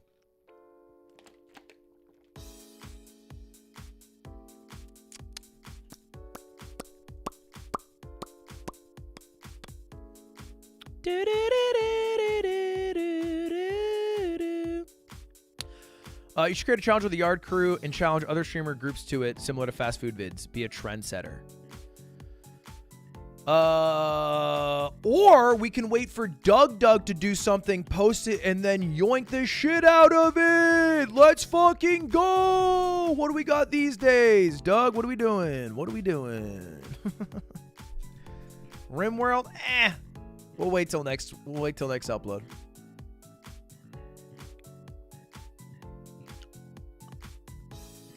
Yeah, Doug is in LA, which is tight. By the way, I want to take a look at some of the top posts from the subreddit before we move on to our next segment. There aren't that many over the past month. There's only a few that over a few hundred upvotes. So I figured we'd take a look through them. I know I never look at the subreddit, but I'll do it here. Look, I'm trying to make my Reddit recaps more casual. Not like those fucking 2-hour long ones with the whole ass. Let's just make them more casual. I like to just pull up the subreddit. I read it anyway, so I might as well pull it up on stream. Fortnite is a perfect game to play together. Just look at Ludwig and Cutie Cinderella. YouTube Gaming smoking weed today if they think we play Fortnite together. Me and Cutie have never played Fortnite together, I want to say ever. And we'd be so dog shit that it would fracture our relationship. The thing is, Cutie at her core is she's way more hardcore than I am. Cutie will play a game and like flame the shit out of her teammates if they don't do well. I play a game and I'm like a vibes guy. And Cutie starts flaming me, I get destroyed. I melt into a puddle. I'm her support. Like sure, Tyler 1 has said some despicable things about my name. He has drawn it through the dirt and the sand and spit on it and shit on it. Doesn't affect me. Cutie says that wasn't that good of a play. I melt. I'm like, what? What do you mean? What do you mean? Man, I love their Fortnite stream yesterday. I love when Ludwig leaked his credit card while buying a new Minecraft Steve skin. The thing is, I probably would do that. Cutie's Twitter is art. Cutie's Twitter is very funny. What was the thing that she posted the other day that I thought was super funny? After my VOD went down, this person tweeted out, Ludwig, is there going to be a VOD from yesterday's stream? I really like the twerk part. And then she replied, bet you might like this. Which I thought was funny. Lud's corporate title is CEO and Ludwig. It is true. I am the Ludwig of the company. What are the roles of the Ludwig of the company? Basically, make all the fucking monies. That is the role of the Ludwig of the company. So if I die, I pass down the title of Ludwig, and next in line is Nick Yingling, who becomes the new Ludwig, and he will attempt to stream and drop mogul mails that hopefully keep the same level of viewer interest to make all the money. Does this mean you can't hire any other Ludwigs? It does. And we actually do have a quota where every other employee must be a Nick. Hence the Nick Allen, Nick Vercillo, Nick Yingling, and Nick Wangs of the world. TIL, Eamon's last name isn't Calvin. I didn't know Slime's last name was Bruno. What an edgy dude. What is it? Dude, it's a name. You can't have an edgy, you don't pick, it's just a name. World's Greatest Gamer was a certified banger event. Oh, what a nice post. 1.1 thousand upvotes. I think this might have been my favorite Ludwig hosted event aside from Mogul Chess Boxing. All the competitors seem to have taken the tournament seriously, albeit to varying degrees. And it seemed like every one of the players from the casting couch were having a blast. Don't call it that. Right? Like, just call it the couch with casters. Don't call it a casting couch. It's not the right, you know. This is a casting couch. What we did was like a couch where casters sat. Not a casting couch. It's literally not. I wouldn't call it the casting couch. I just wouldn't do that. I would call it something slightly different. The couch with casters. I'm hoping this becomes an annual event. What did everyone else think? We need bro versus bro against Jerax. Jerax is great. Dude, Jerax is fucking... I tweeted out this picture because you guys... Actually, where is it? I made that penis the other day. I whittled it out of soap. And I posted it to Instagram, the dick that I made out of soap. And then Jerax replied. I forget the exact message, but it was like, really nice dick. And I was like, thanks, Jerax. I appreciate it. I appreciate it. Two-time TI winner and second highest earning player all-time, Jerax. I worked really hard on this dick.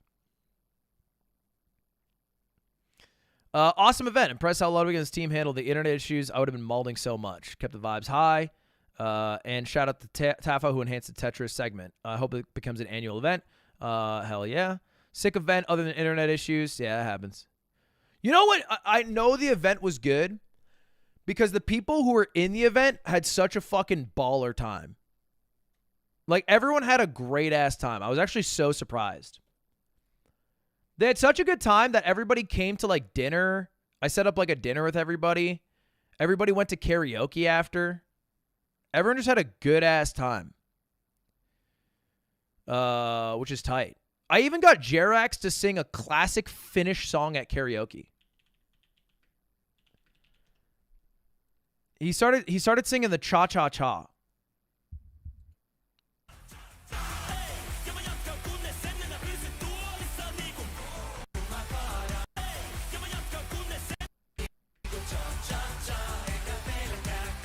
Nobody else could sing it because that shit was in direct Finnish. But when they came out with the cha-chas, I was like, cha, cha, cha, cha, cha, cha, cha. I don't even know if that was the right cadence. I was just having a good time. But yeah, everyone came out. It was hype. It was good. It was cool that that group of people could hang out. E-Rob went to karaoke. E-Rob came. E-Rob went to karaoke. I made it. What did he sing? I made sure everybody got at least one song, and E-Rob's song was, this one. E-Rob's song was this one. I don't think it's a good song for him, but he did pick it, and I respect him for that. This was his song.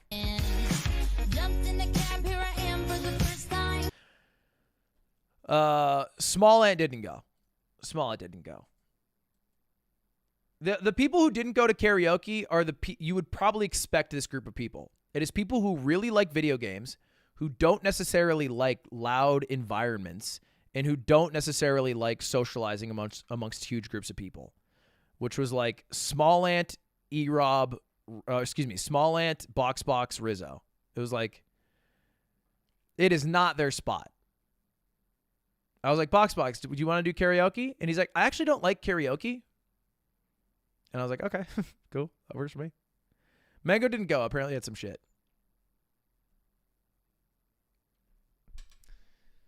Look, karaoke's not everyone's cup of tea. Tens went. He was crushing it. He sang some Japanese song. Super. You know what? I will say one positive thing about Super. Outside of this, he was a miserable sack of shit to work with. Amazing singing voice. Oh my God, it's like angelic. It's actually breathtaking. He has a breathtaking voice. Piece of shit outside of that. Oh, hate him. Beautiful voice. I think we already looked at this post. The VOD should be back tomorrow, chat. That's my goal. VOD should be back tomorrow.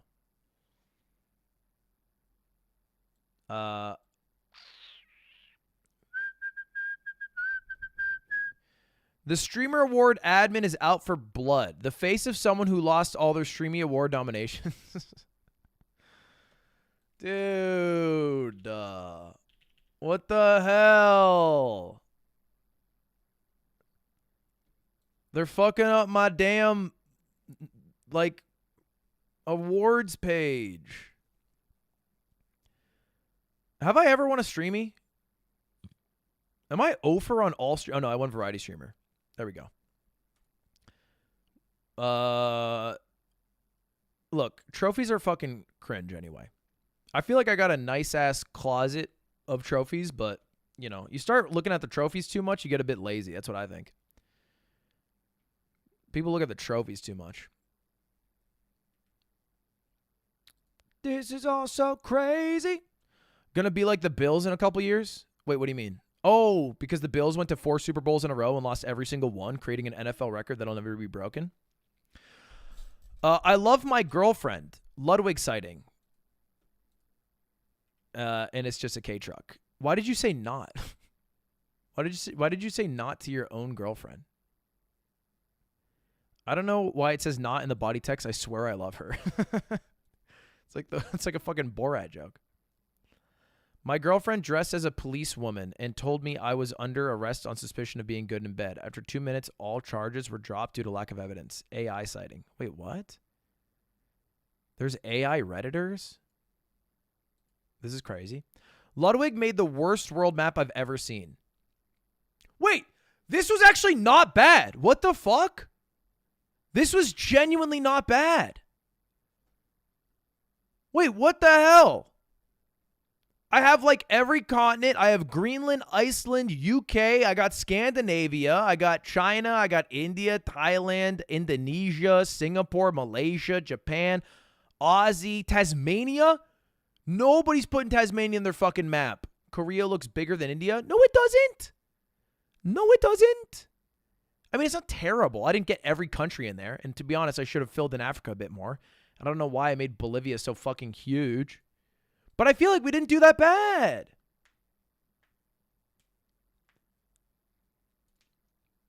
I think we did better than the average American, which is a low bar, but it's my bar. In his defense, getting Russia and Asia correct is a difficult task. Not that he did better anywhere else, though. I don't blame him for not being accurate, but look how he drew Scandinavian countries. What? They're like 3 little thingies. That's how I think of them in my head. For an American, getting every continent, that's what I'm saying. Is there a 9- line? I don't even know what that means. No, that's Indonesia. From memory, it's harder than it looks. Had to do it in high school, and one of the smartest kids drew Africa backwards. I didn't do that. Of course, Cape Town is 15 minutes from Antarctica. They say the weather is almost identical. Oh my God, you guys are so cringe. You guys are so cringe. You love to nitpick, but nobody talks about how I have fucking Sri Lanka, the Mauritius Islands, Madagascar. I got Jamaica. I got Guam in my map, bro. No respect. Ludwig would feel good. Well, Ludwig would beat a 3rd grader in basketball and feel good about it. Yeah, I would. I would gloat and make them understand. Hey, you're not close to me, bucko. Ludwig's asking for stream ideas on Twitter. I have a great idea. Oh, wow. Yeah, no. He has one and left it outside during a hurricane, and the directions got ruined. That is 100% lie. He never ordered it.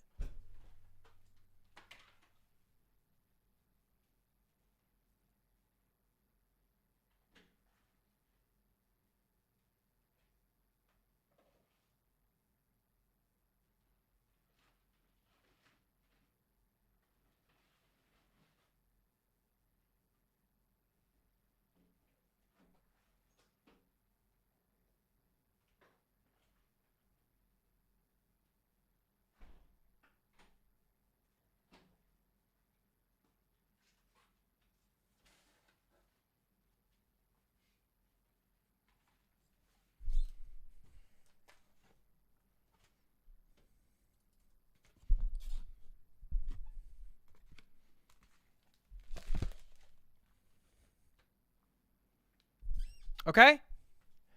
You feel like a big man for making up shit on the internet? It's broken as shit. I didn't lie. All right? Contrary to popular belief, I like telling the truth to you guys.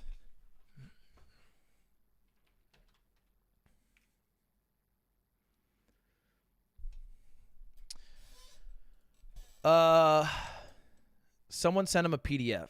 Look, guys, I don't believe in that technology and what have you. Literally 2 people sent me a fucking PDF instantly. Here's the thing about this PDF. I don't want to do it. Right? I don't know how to phrase this better for you guys. I don't want to fucking do it. I don't want to do this shit. I don't want to. I don't want to. I don't want to. Wah. I don't want to do it. Do it with Squeaks? No. All right. My game plan for when I hang out with Squeaks is to do fucking dope shit together and smoke hella fucking kush. I don't want to bog our time down by having to build a 16-hour fucking connects building. I want to do salvia. I want to fight the demons. I want to play video game. I don't want to call it a damn day.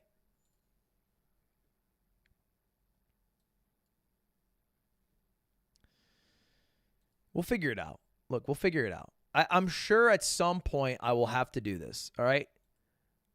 I'll figure out something. What did he do, guys? A stranger was weird to my girlfriend. And then I went to France. It was a mistake. Yeah, that was me. That was me. I saw Finster. And I thought, you know what? It is time for me to get a bit strange. Why does this look so wrong? Wait, why does it look wrong? It doesn't. It looks like 2 chill-ass friends hanging out, one taller than the other. Wait, I actually look huge. Cody looks like an infant. I look 6'9". Looks like that loader forced perspective shit, but the set doesn't match either one of their heights. Like Cody looks a tad small and Lud a bit too big. Cody's hair crazy. Ludwig with hair is crazy. Okay, come on, dude. This wasn't fire up, I will say. You know what? Sometimes I'm on this podcast. I don't know if you guys have seen it. I forget what it's called. Cody Co Podcast. Fit and Fresh. Insanely Chill. The Insanely Chill Pod. Oh my God, it's doing well. Oh my God, hell yeah. I love when I go on a podcast and it does well because it makes me think like, oh, you know what? Maybe I'm not totally useless. Now, I did not beat Young Nut, but to be fair, he is a fucking icon, so I'm not upset about that. But it seems like it generally did pretty well.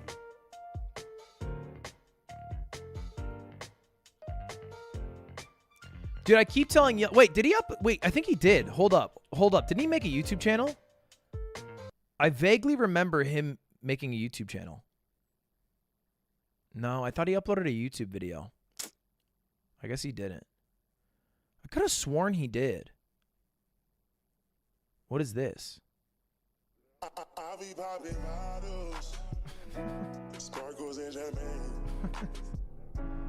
VIP my section, royalty looking sexy, you know that be my man. The thing is, this would bang on TikTok, but YouTube Shorts is such a different game.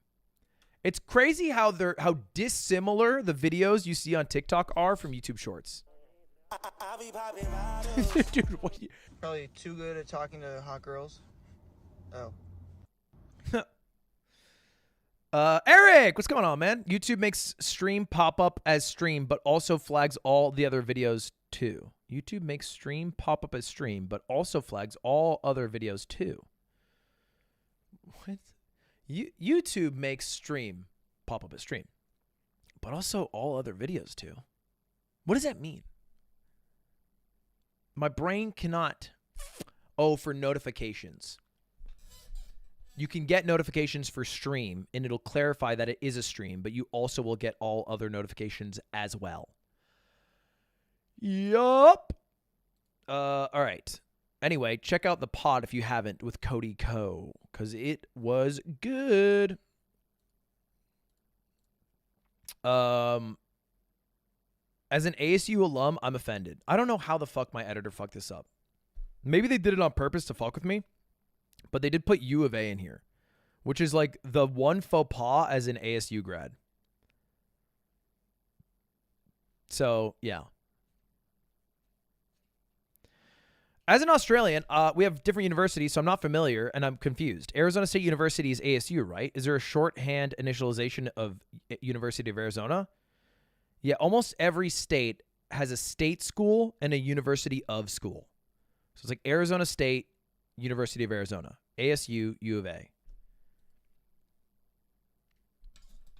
Colorado State, maybe UC is what they call it. Can you read that again, but in an Australian accent? Yeah, I got you. I just want to clarify, because I was in Australia. His face when he realized it's happening. Baldwig, let's go. I think we've seen this. Tough guy Ludwig or bikey Ludwig? Can't believe they let the Goon Squad in. There's insane people on the internet. Oh, I don't feel like I need to read this. Made this. Thanks.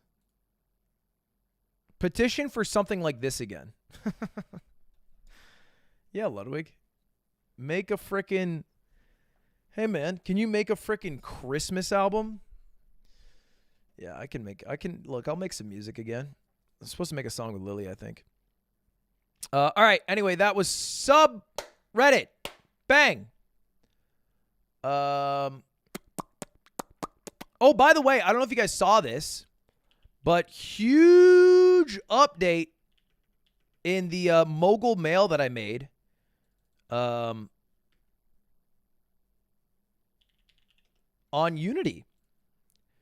If you guys saw, I made a mogul mail about a week ago on Unity's changes to how they are planning to make money.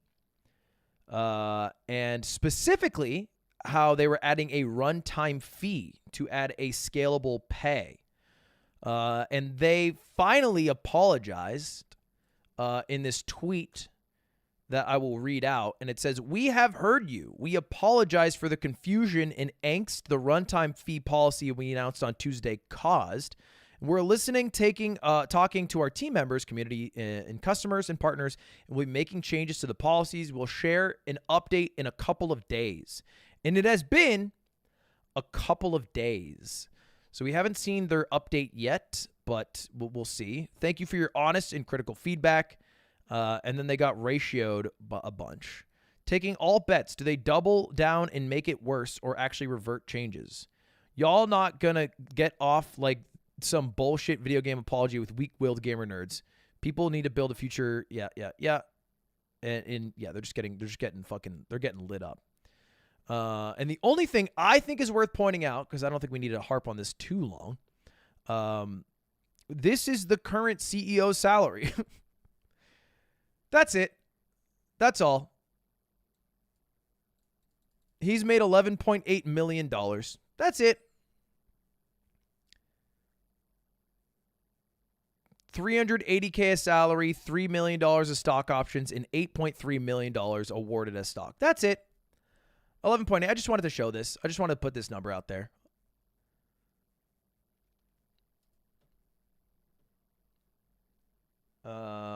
Because you know what? What we didn't think about is how we could be making more. That is true. It's just crazy how much executives make. Yet how much they're willing to tighten the margins when it's not their own margins.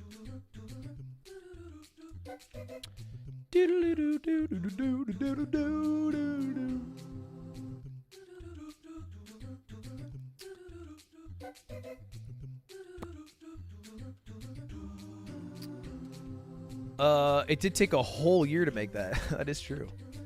How much do you make? Much less than that.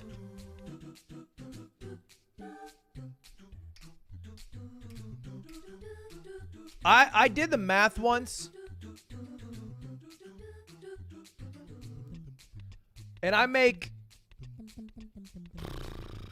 I think if I'm being as generous as possible, I think I make like maybe 15 to 20 times my lowest paid employee. Which is high, but not as insane as like 300x, which is very common for CEOs.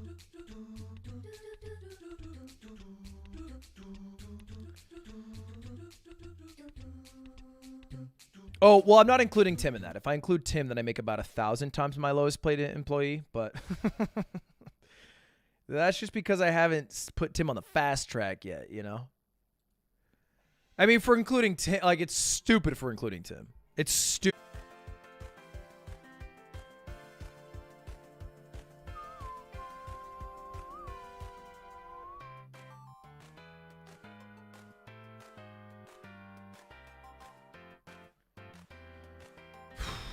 All right. Note to self. Don't upset Tim. Like, geez, man.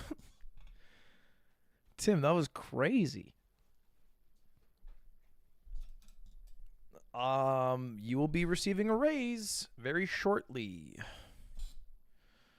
My God. Do not fuck with Tim, bro. All right, chat. Chatters, chatties soldiers. All right, we today are gonna look through something, okay?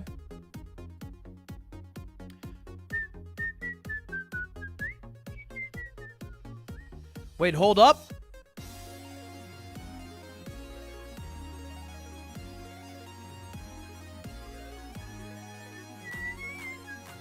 Bring Coots to work day for the 24-hour stream? I'll probably bring Coots, yeah. Wait. 1, 2, 3, 4, 5, 6, 7.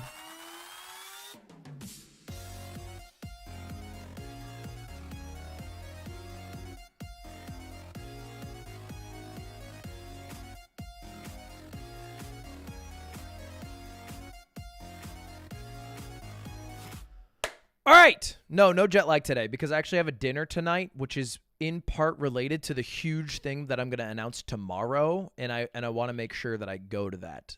But we will do jet lag at some point. I'm not lying. The thing is, jet lag is a lazy stream, right? Like if I boot up and I just do jet lag, it's kind of a lazy stream. So I need to do like I need to stream non-lazy streams enough to have time to do lazy streams. You know what I mean? This is not a lazy stream. What are you talking about? Freaking, we talked about so much today. We created a list of complaints for YouTube. We went over our Reddit. And we have right now a very special segment. Okay? Hey, here's a fact for you. You're special. You are rare. Ignoring the whole fact that you came from Stardust and your, papa's sperm seminated your mom's egg. Right, and you know how that works. Outside of that, you are one of like 5.6 million subscribers on this channel. Okay? Which there are only 5.6 million out of 7 billion people on Earth. It is very rare to be a Ludwig subscriber. Most people in the world are not. Most people through time are not. You are 0.08% or whatever of the world population. A very rare thing indeed. But not the rarest thing in the world. And today I asked my moderators to pull up a list of the rarest things in the world. It's actually 5.4 million subscribers. Well, I'm hoping to have a really big month, okay? So maybe by the time this comes out, we go crazy. How many of your 5.6 million subs are bots? Let's not worry about numbers, bots, robots relating to my channel. Let's move on from that, and let's specifically talk about some of the rarest things in the world, because we have a list here that I want to go through today, which starts off with one of the rarest stamps in the world, which is something you've probably never thought of before, but this is it. The only known surviving British Guinea 1 cent magenta stamp. It is the rarest stamp ever. There's allegedly only one of these. Well, the stamp was issued in 1856 in British Guiana in South America. You know, it was a British colony back then. And then it was discovered by a schoolboy in 1873 among a pile of his family's papers. He didn't realize the stamp was unique. He thought he'd find another one, sold it on to somebody else, who then sold it on to a stamp dealer in Britain, who then sold it on to the most famous stamp collector in the world at that point, a man named Count Ferrari, who lived in Paris. At that point, in the late 1870s... Okay, let me just take a stab here. This is a very rare stamp. A schoolboy found it, which is a classic story of like, oh, I looked through my stuff. I found this super valuable thing. I sold it. I'm going to assume this stamp, it's a fucking stamp, is worth $1.1 million. People suddenly realized no other stamp like this had ever turned up. They kept looking and looking and looking. No other British Guiana 1 cent magenta has ever shown up. This is the only one in the world. Isn't this not that impressive? Like, I could just make a 1 cent stamp now, and then in 200 years, just give it to my kid. You know what I mean? Just like pass it down in a vault. A real story, a powerful story about another stamp showing up and being offered to some of the greatest owners. Wow. Is this how adults feel when I show them my Pokemon cards? Because I am not impressed right now. If this was a Charizard, I'd be losing my mind. Well, the stamp itself is made of paper, of course. It's printed, it's on magenta-colored paper, and it's known as the 1 cent black on magenta. It's printed in black. The printing says British Guiana. It says 1 cent. The 1 cent is what's the price? Because there is also a 4 cent magenta, of which about 200 are known. But the 1 cent is totally and utterly unique. Is extraordinary. The back of the stamp contains all the provenance. It contains the footsteps, so to speak, of every owner it's had since the 1870s. It's all. He's got to be fucking with us. This has to be a meme. There's no way you can talk about the stamp this long without mentioning its price. It's been such an important stamp that unusually every owner has marked the reverse of the stamp in some way, either by putting a little tiny hand stamp or putting their initials on it. Quite fascinating. You see the entire geography of that stamp on its back. It's magenta color, very deep, rich red color. Rather hard to read from all the owners who've had it really since the 18th. Okay, well, there it is. I don't know. We have no idea how much it's worth. Look at the... Wow. All right, let me look it up. British Guiana 1 cent stamp value. It has a whole Wikipedia page? This is longer than my Wikipedia page. What the fuck? Stanley Gibbons is a London stamp dealing company. Purchased it at Sotheby's in New York for $8.3 million.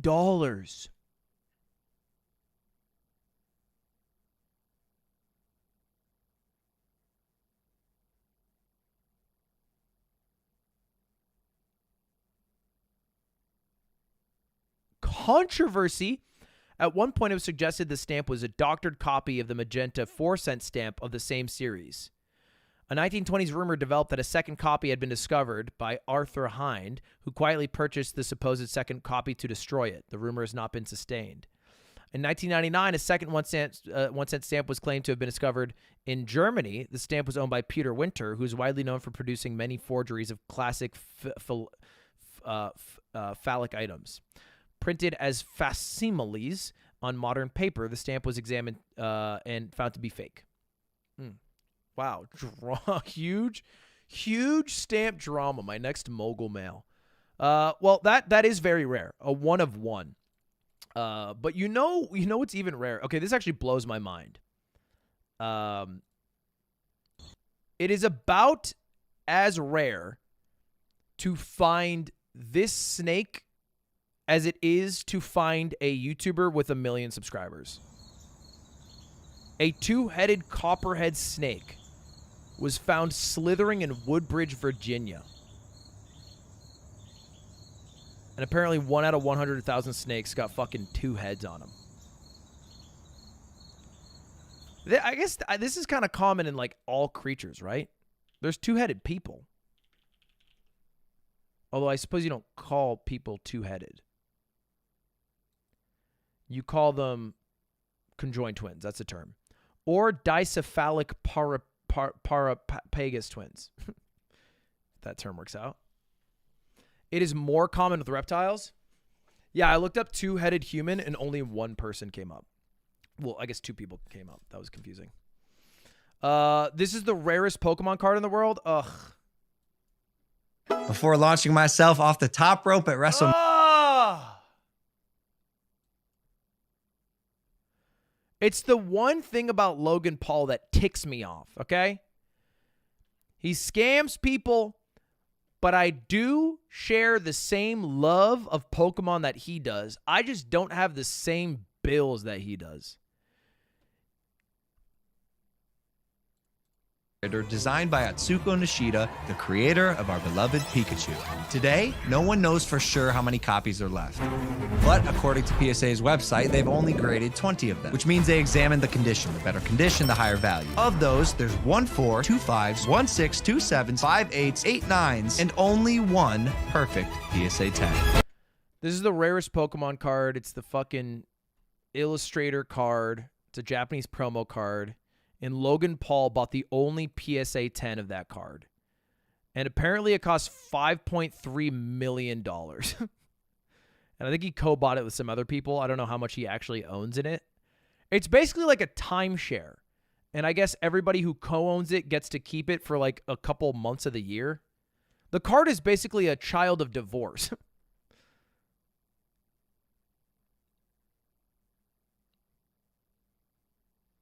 I will say, okay, say what you will about Logan Paul, but I don't think you should be allowed to scam people and get away with it.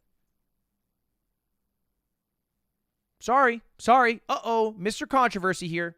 I'm not afraid to say things people are. I say what I feel. This is the rarest flower bloom in the world. It takes 10 years to grow, and then it blooms in 1 day. What?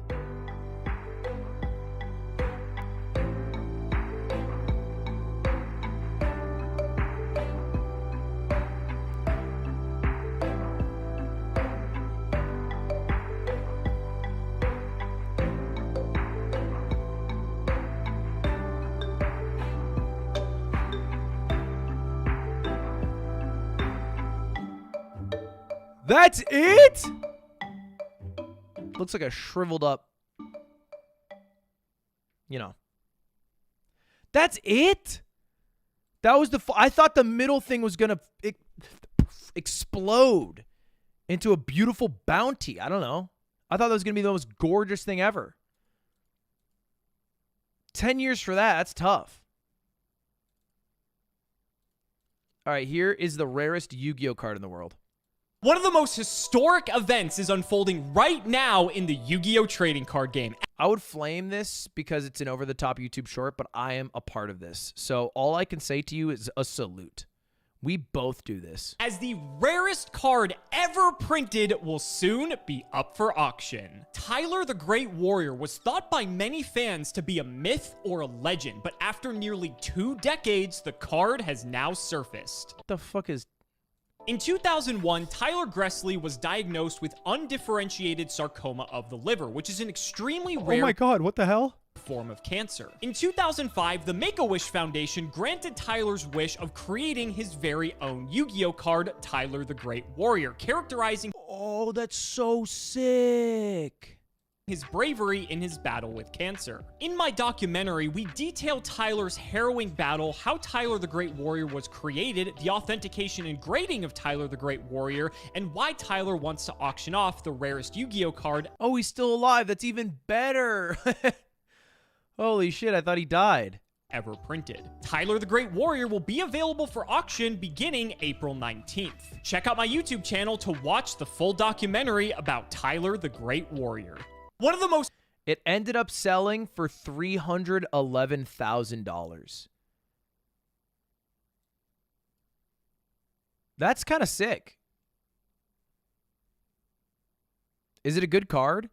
This monster cannot be special summoned. When this card destroys a monster as a result of battle, send it to the graveyard. Inflict damage to your opponent's life points equal to the attack of the destroyed monster. That seems pretty good.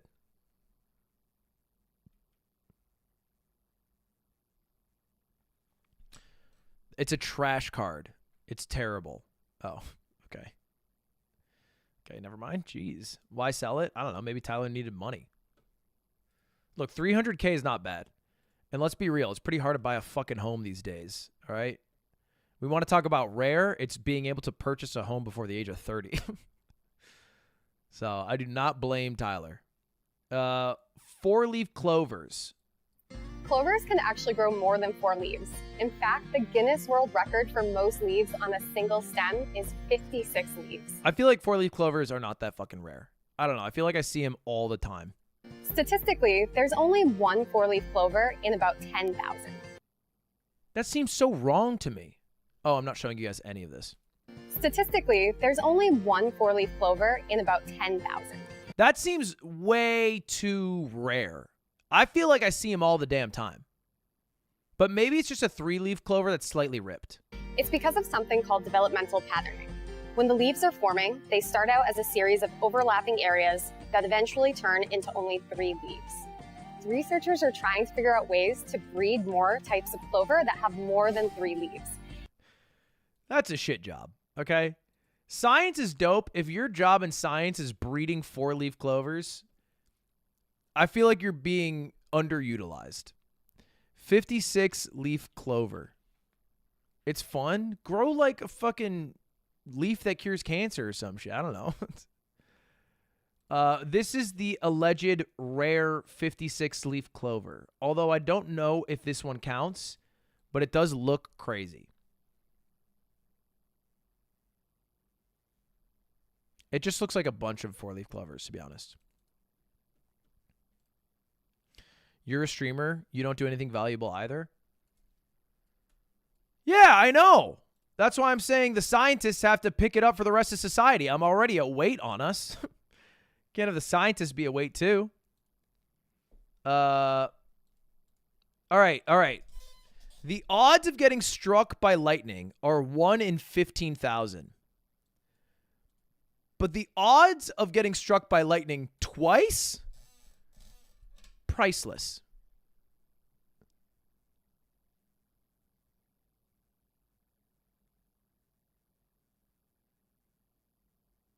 Oof. I know it's going to happen. I just don't know to who.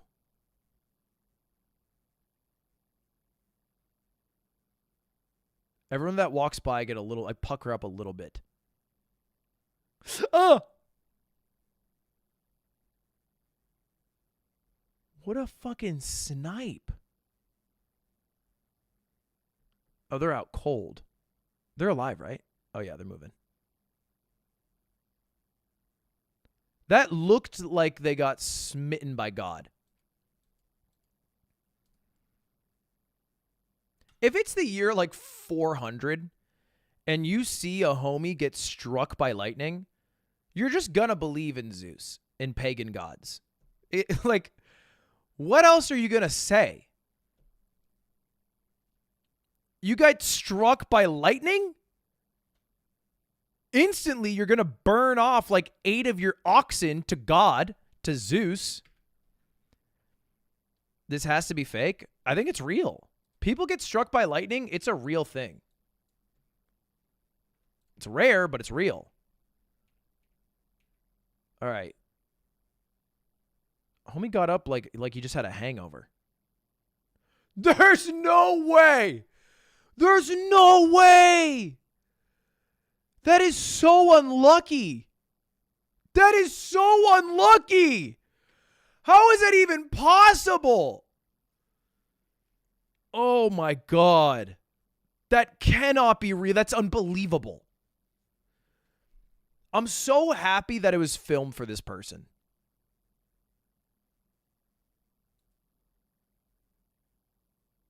Because if it wasn't filmed, this is the most unbelievable thing to ever happen, and nobody would care about you whining about it.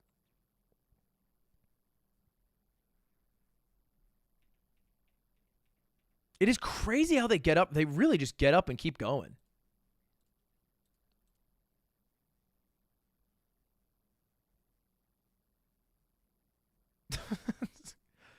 That is crazy. You know what? Maybe Zeus kind of weak.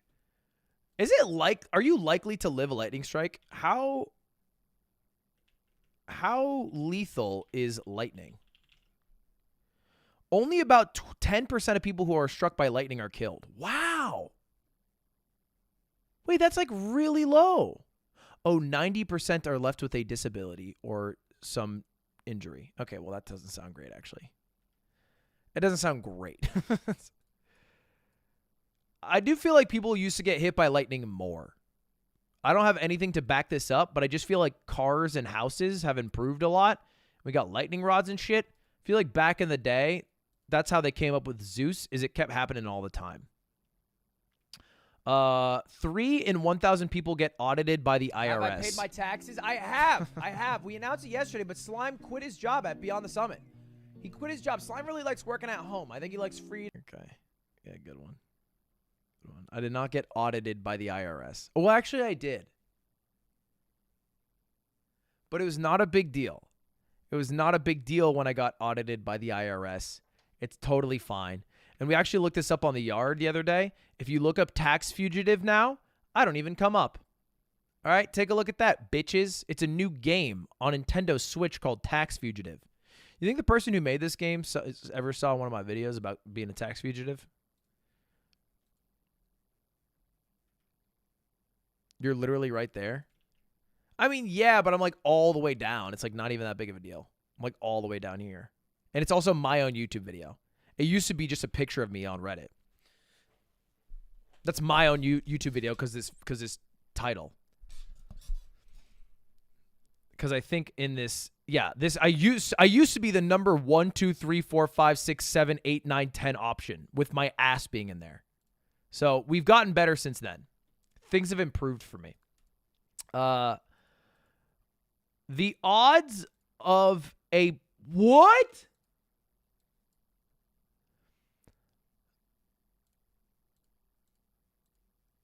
God.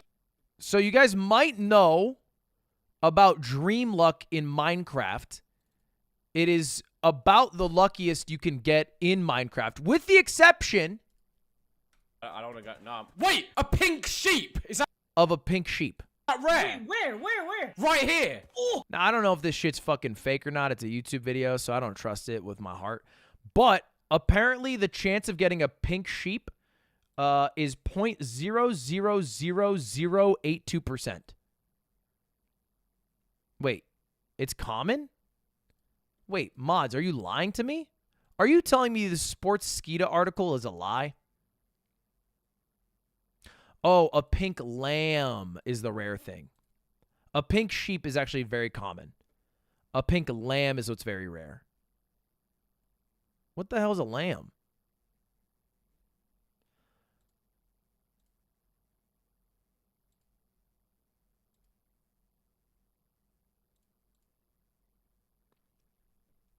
A baby sheep? Wait, what? A lamb is a baby sheep? What?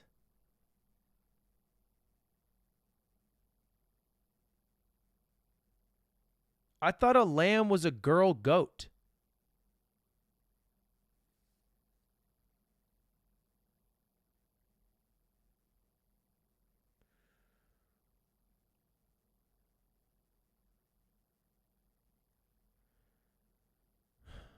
Dude, I'm sorry.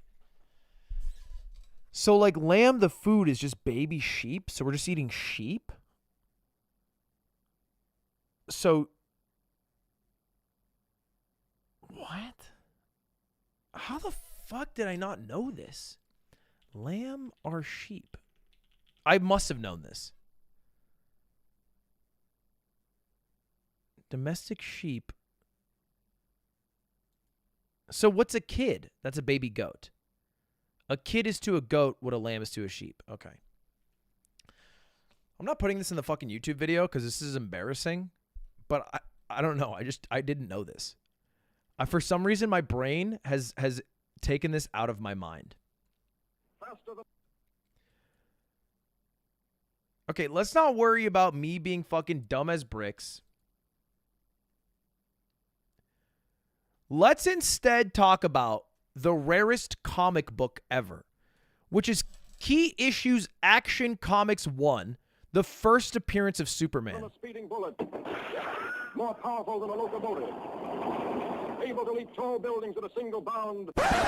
I'm sure you know about the history, powers, abilities, and is different. The issue opens with a brief origin. Telephone pole. See, this to me should be more valuable than the stamp. But the most valuable comic book sold for $3.25 million. I guess there's more than one comic book. There's a print run of 200,000. Wait, that's actually insane. Oh, there are estimated to be less than 100 copies left.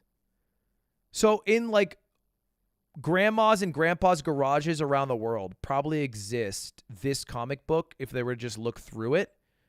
And they could easily get a couple $1 million on the table for a grade 6. Yeah, I guess it's kind of nasty.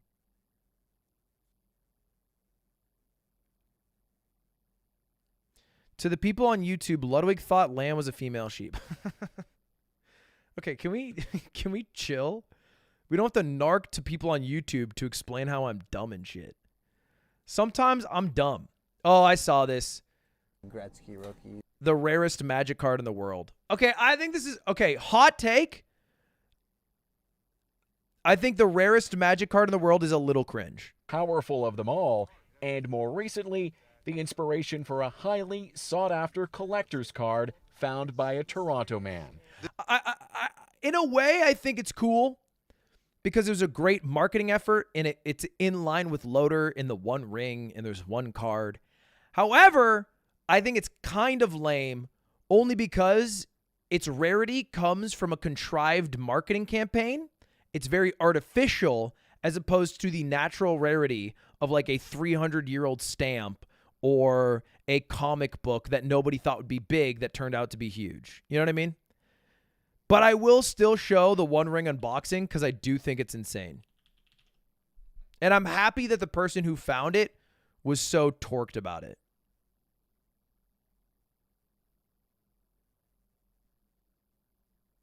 Where is the unboxing? One Ring Magic unboxing. Is this the person? Scat. Nope.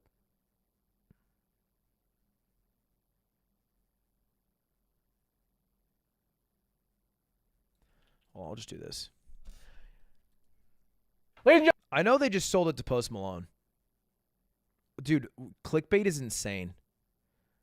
I tried Googling One Ring Magic unboxing. It's only people clickbaiting that they... Wait, it wasn't filmed? Really? Why did I think it was filmed? Oh, maybe it wasn't. I thought this was it. This video was taken by the guy who pulled the one... Look at it. Oh, they didn't film unboxing it. They just filmed them holding it and shaking.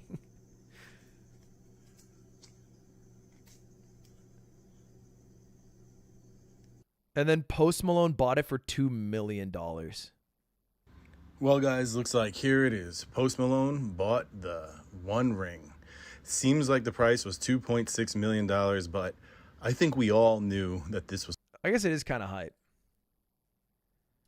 It's like modern day Willy Wonka. As close as we're going to get to it, at least. This is the rarest baseball card all time. Who the fuck is that? Who is Homie? Homie. The 1909 to 1911 TTO6 Honus Wagner is still king. That's Honus Wagner? Who's Honus Wagner? Honus Wagner. Guys, I didn't know what a lamb was. Honus Wagner, sometime referred to as Hans Wagner, was an American baseball shortstop who played 21 seasons, almost entirely on the Pirates, and he won his 8th and final batting title in 1911, a record that remains unbroken to this day. Wow. He was nicknamed the Flying Dutchman due to his speed and German heritage. Hans Wagner is also the featured player on one of the rarest and most valuable baseball cards in existence. Well, this is the card. It's valued at $6.6 million. Or at least one of the cards sold for 6.6. The highest graded one sold for $7 million? Is that right? What's blowing my mind is that the stamp still gaps all of these.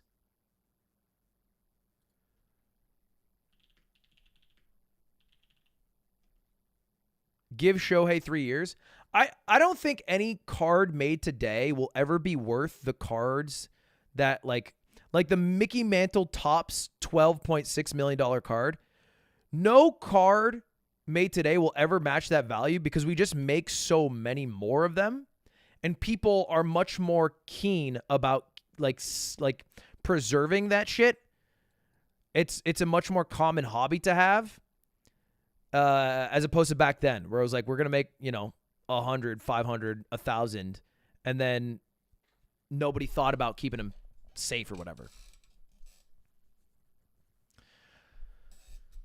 Even like the One Ring card, which only has one ever made, did not sell for nearly as much as this, 12 mil. And I don't think it ever will.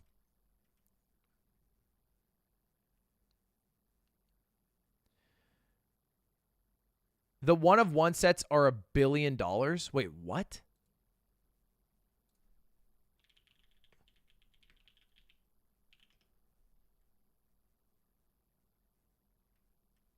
With a B?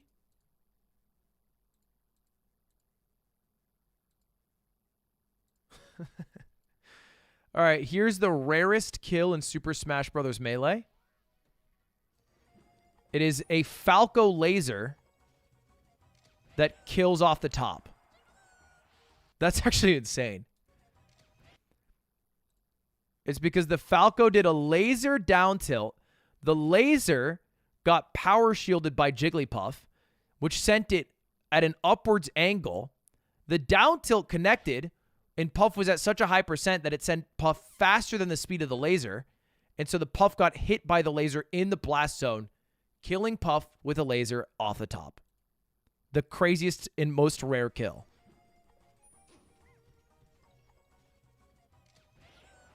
That's actually insane. A laser off the top kill.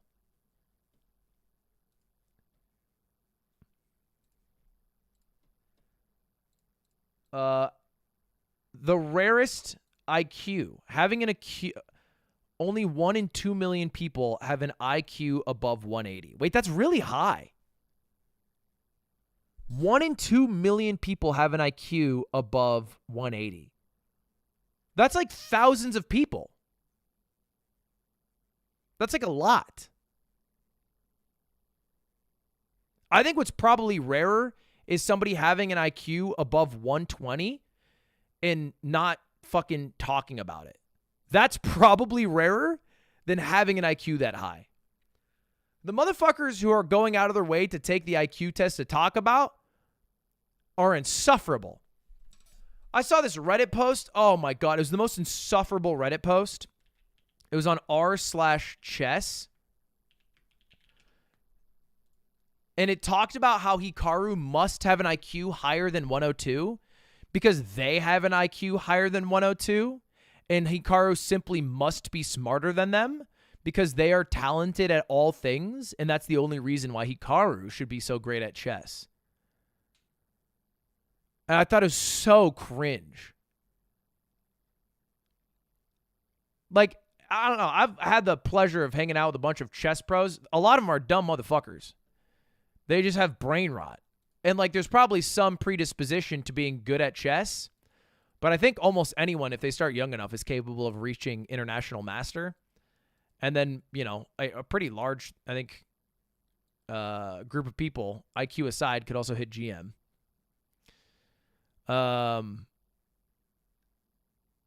This conversation reminds me of how smart I am. Eric, everyone talks about it. To be fair, you must have a high IQ to watch Ludwig. My IQ, I think if I'm being real, I think my IQ's 99 or 101. I think 100's average, right? I think I have a higher social IQ, but I don't think they count that in an IQ test. Here's what I wish an IQ test would cover, right? Like, here's an IQ test. You're in a blunt rotation, okay? One of your homies keeps getting past a blunt. They keep smoking it, but you do not know that you know as a fact they cannot hang like that. Like, how do you get them out of that situation so that they don't get insanely high so that you don't have to take care of them later? That should be on the test. Okay? Answer, you pull them out of the circle, or you just tank it for them like a hero. Tell them it's laced, and then tell them they're being way too loud. Hey, everyone's been talking about how annoying you are in this circle. Can you chill? And that's how you're a good friend. And we begin with breaking news here in Los Oh, I remember this. The rarest lottery win in the world. Angeles, where someone is holding tonight's winning Powerball ticket worth $1 billion. There is only one ticket matching all 5 numbers and the Powerball, and it was sold in downtown L.A. KTLA's John Fanilio live in the newsroom with the exciting news. John. Yeah, wow, Cher, Micah, this is incredible. Someone is America's newest billionaire, and they bought the winning ticket right here in our own backyard. That winning ticket was purchased at a tiny store in the heart of downtown LA's Fashion District at 1205 Wall Street, not all that far from LA's Skid Row. Sky 5 flew over the store a short time ago. The ticket was purchased at the Las Palmitas Market, a small storefront in the garment district. You can see the sign outside there says, "Play now." Someone certainly did. We tried to call, but the store is closed and no one answered. Do we know who won? The total jackpot was $1.08 billion. It has a cash value of $558 million. Dude, what?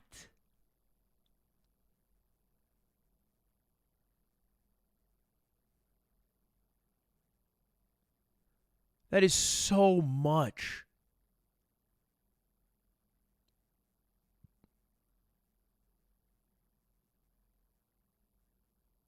My dad used to call the lottery a dumb taxes because you have zero chance of winning. But I don't subscribe to that because what if you win it?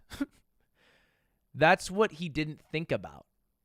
All right. And there's also, I will say, like some value to hope.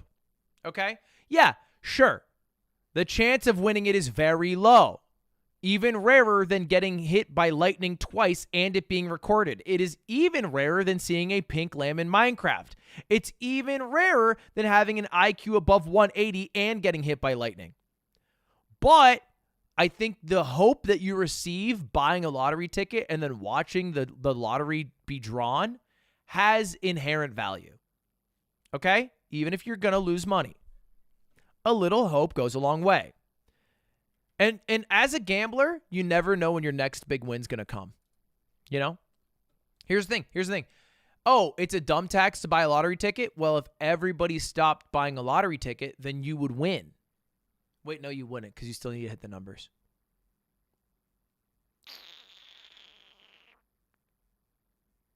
I think you should still gamble all your money. And that's all. That's my advice. Fire up this level. This is the luckiest Mario Maker. You need the highest level of luck to beat this video game. It is the rarest video game to beat. So you can see exactly what is going on and why this requires an insane amount of luck. So you'll see this is a new Super Mario Brothers style level. There are 6 Magic Koopas, 6 question mark blocks, and 3 P-switches. You're also going to notice that when Mario falls onto the coin blocks, there's a layer of spikes that instantly kills Mario. In fact, Mario has been killed several million times trying to beat this level. So here's where the luck comes into play. As I said, you can see the 6 question mark blocks. What we need to happen in order to complete this level, we need all 6 Magic Koopas to turn all 6 of those question mark blocks into coins. Now that requires an insane amount of luck as it is, but there's even more to it. So, okay, these little wizard people, I say they turn the question blocks in mostly into creatures, and then if you turn it into a creature, then they walk over the note block, which sets the P-switch off, then you die. Not only do we need all 6 blocks turned into coins, we also need all 6 coins to move to the right. If any of the coins move to the left, it will land on the music note block, activate the P-switch, and thus kill Mario. That is so fucking dumb. Wait, how did they pass it? I thought every Mario Maker level had to be passed by the creator. This is where you come in. Anyone can try this. Again, it requires no skill. You might be that lucky person that helps them. AFK? I mean, even if you AFK'd, it's a 1 in 7.5 million chance. It takes at least some amount of seconds. Like, even if it took 1 second per run, you'd have to be AFK for a while, right? The Mario Maker community complete and it doesn't this take level. a second. Help us out. There are people literally streaming, hooking up 4 and 5 Wii U's at one time, playing this level, trying to get... Wait, did someone ever do it? The level was beaten while I was sleeping. What?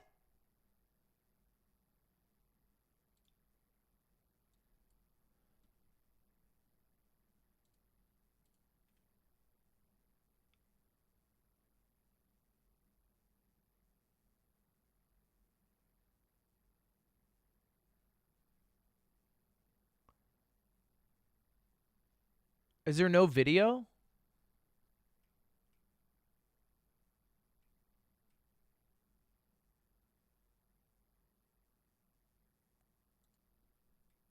Damn, it sucks to blow all your luck beating the rarest video game in the world and not doing something cool like winning the lottery or getting struck by lightning. It feels like kind of a waste.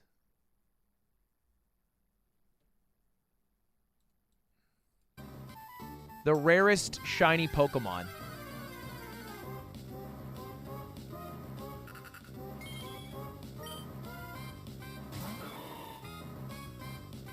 One in almost a million to get a shiny C-Dot. There was that person who recently got what was it? They've been resetting for 150 hours and they got a shiny Pokemon. I forget what it was. Shiny Pokemon hunting, I do not understand it. I don't get it. It just seems like too much. It doesn't seem fun to get. It seems like something you just check off a list. I get it if it's in the context of a larger run, like a shiny only run, because there's an objective at the end, but just a shiny is it's a hobby like CSGO cases. No, but I guess it is gambling, right? So it's like gambling, but you can't. Oh. Okay. You know what? You have found a way to relate to me. You have related it to gambling. It's like gambling if you don't have money. Okay. All right. I'm sold. I like gambling. What the hell even is that? This is the rarest bird in the now world. Look at this. A longtime bird watcher in Pennsylvania had what he's calling a once-in-a-lifetime encounter.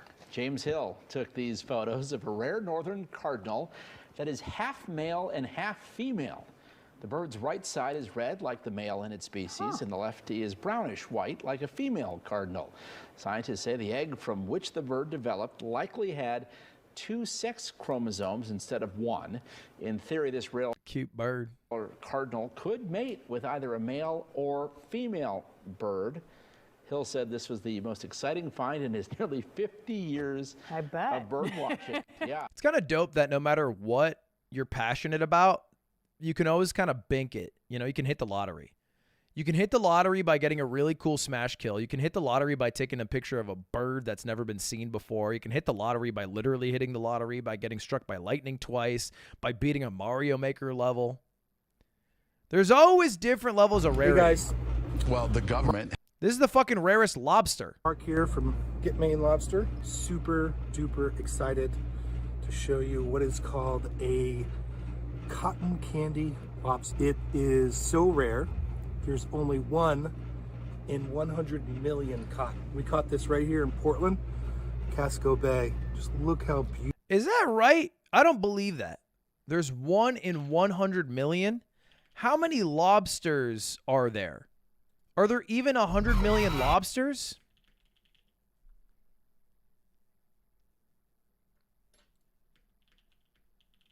I feel like they made that shit up.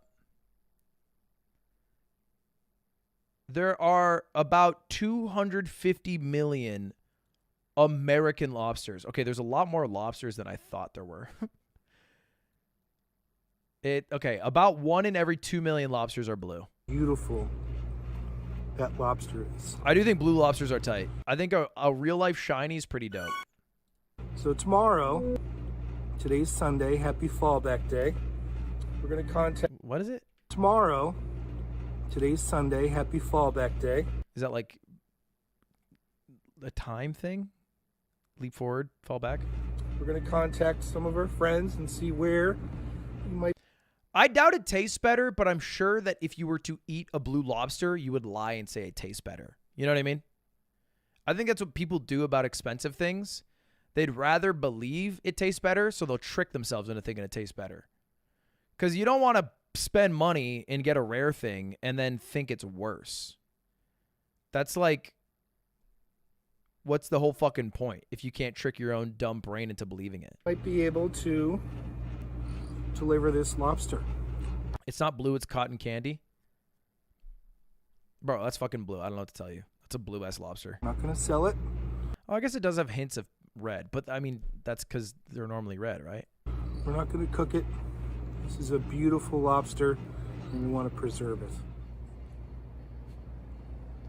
It does look shiny. It looks holographic. That's kind of sick that he's gonna preserve it, though. It'd be very easy to just sell it. And I'm sure you'd make bank for that. All right, here's some other rare animals. This is Aya and Shagu, 2 adorable clouded leopard cubs. Don't be fooled by their youthful spirit. Clouded leopards are some of the most shy, mysterious, and elusive cats. That's a cute-ass Besides their shy nature, they have a steadily declining population, making it even harder to spot them in the wild. It does suck that as humans, we find anything cool, unique, or rare, and then we just fucking love finding it, capturing it, killing it, selling it, harvesting it, making clothes out of it. Like, we only get left with the abundant, lame shit because of how often we see it, and then we miss out on all the cool, rare shit. As far as big cat... Like what those tigers. What's that one tiger breed that there's like a picture of? Or maybe it's a lion. The Barbary lion. Yeah. That went extinct. It's basically the dope-ass looking lions that we always think of. Let's go. The Tasmanian tiger, those fuckers look weird as hell.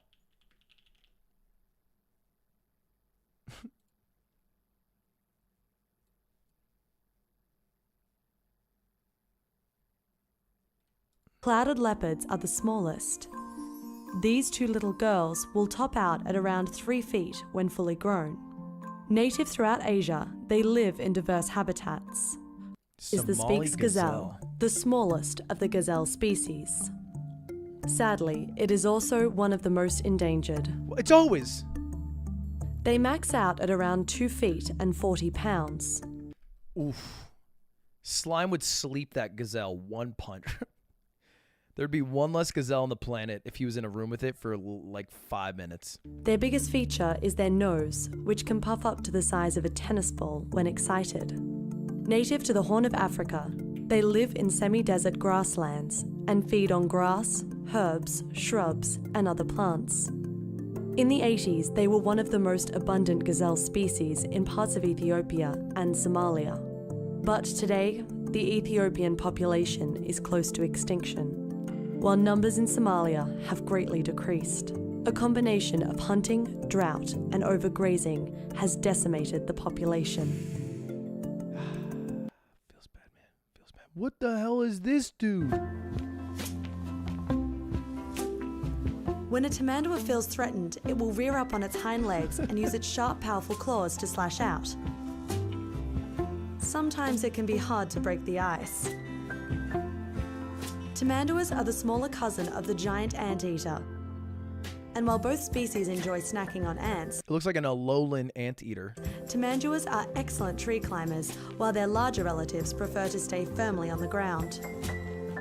Tamanduas have excellent defense mechanisms for enemies both large and small. If a predator gets too close, the tamandua will release a powerful, stinky spray, 4 times as strong as a skunk. Damn, I want to smell a tamandadin's ass. And its thick, coarse fur keeps angry ants from reaching its skin when dining at an anthill. Despite these protective adaptations, the tamandua remains a threatened species in their native Central and South America. Habitat loss and hunting are both looming threats. This is the tamandua. Who's hunting this fucker? She's adorable, isn't she? She is! But don't let her adorableness deceive you. This rare kangaroo is extremely threatened. With curved claws and stocky muscular limbs, she's at home in the trees. However, her padded paws allow her to fall from up to 60 feet without injury. What the hell? Did they make, like, the slime from flubber? 60 feet is absurd. That's 6 floors. This marsupial is so... It's a drop bear! Wait, they're real? Rare, it can only be found in the mountainous rainforests of northeastern Papua New Guinea. It's a solitary creature that spends most of its time alone, except for when there's a baby to care for. Tree kangaroo joeys spend 18 months with their mothers before setting out on their own. Holy shit, the Australian myth was actually real the whole time. Tree kangaroos, and they can drop 60 feet no fall damage. Oil drilling and logging are destroying the machi's habitat, and its thick, beautiful fur has made it an attractive target for native hunters. Captive breeding and local education efforts are making headway, but its future is uncertain. This is the machi's tree kangaroo. At 10 years old, Wicket is a fully grown male. Dude, red pandas, like, they don't make sense. You know, in a dog-eat-dog world, you know, in a Darwinist world, how the fuck does this little son of a bitch make it? It makes no sense. This is an animal that should go extinct. Like, they are cute, but they look like they would get bullied. This is max size? Max? Now, I don't know if other animals have the same thing we humans have. I feel like red pandas have stuck around because humans look at them and they go, "Aww," and they think they're too cute to harm, which they're right about. But do other animals think that? Like, does a big-ass bird of prey look at this and go, "Aww," and they swoop right by it? I doubt it. If they're hungry, they're hungry. With the height of just over See? Okay. All right, that clears things up a lot. 2, 3, 4. Hey! Oh, there you Okay, when the lemur starts counting its fingertips and speaks fluent English, that's the puppet version. Okay.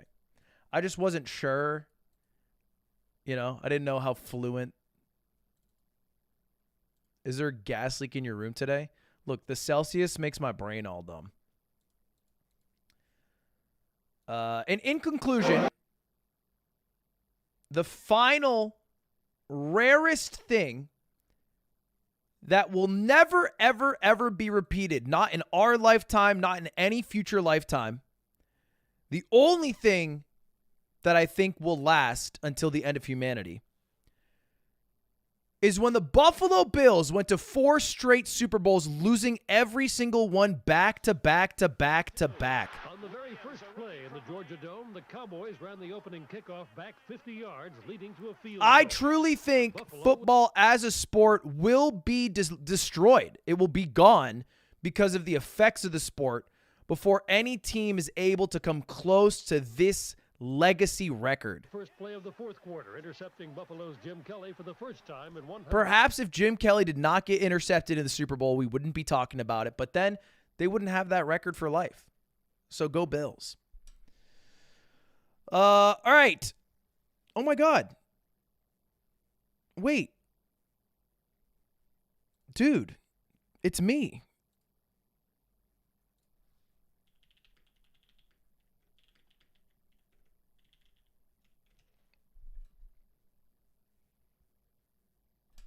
Zaboomafoo's better than the Buffalo Bills? Yeah, but we also don't want Zaboomafoo to go away. Ba-da-ba-ba-ba-da-ba.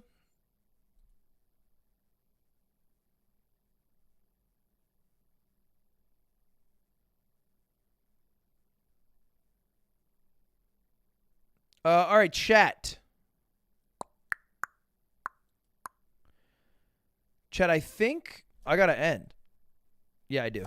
Because I can't be late for dinner.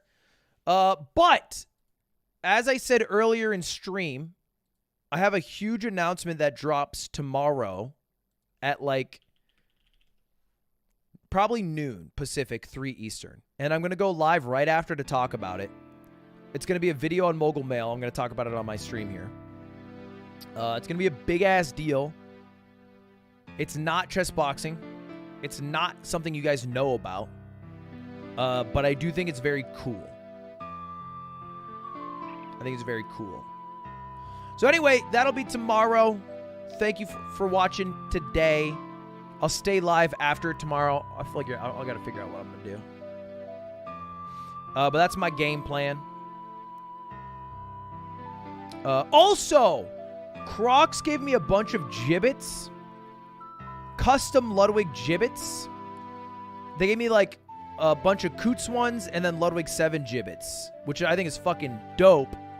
And I'm supposed to give them away to you guys. So I got to figure out how to give them away. I'll probably give them away in a YouTube video. I'll figure it out. But that is worth noting. I haven't mentioned this yet, and I think it's very cool.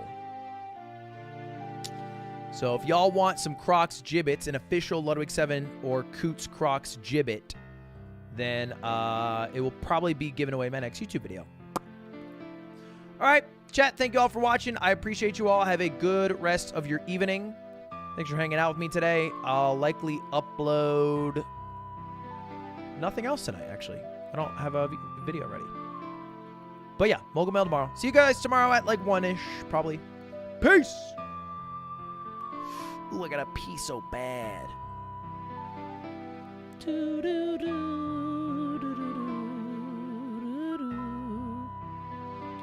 You can't buy them yet. They only gave me some to give away. But maybe if the giveaway goes well, then they'll let me sell them.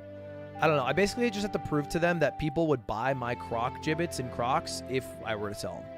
So that's how it starts. Ooh, we could raid somebody. May Flap.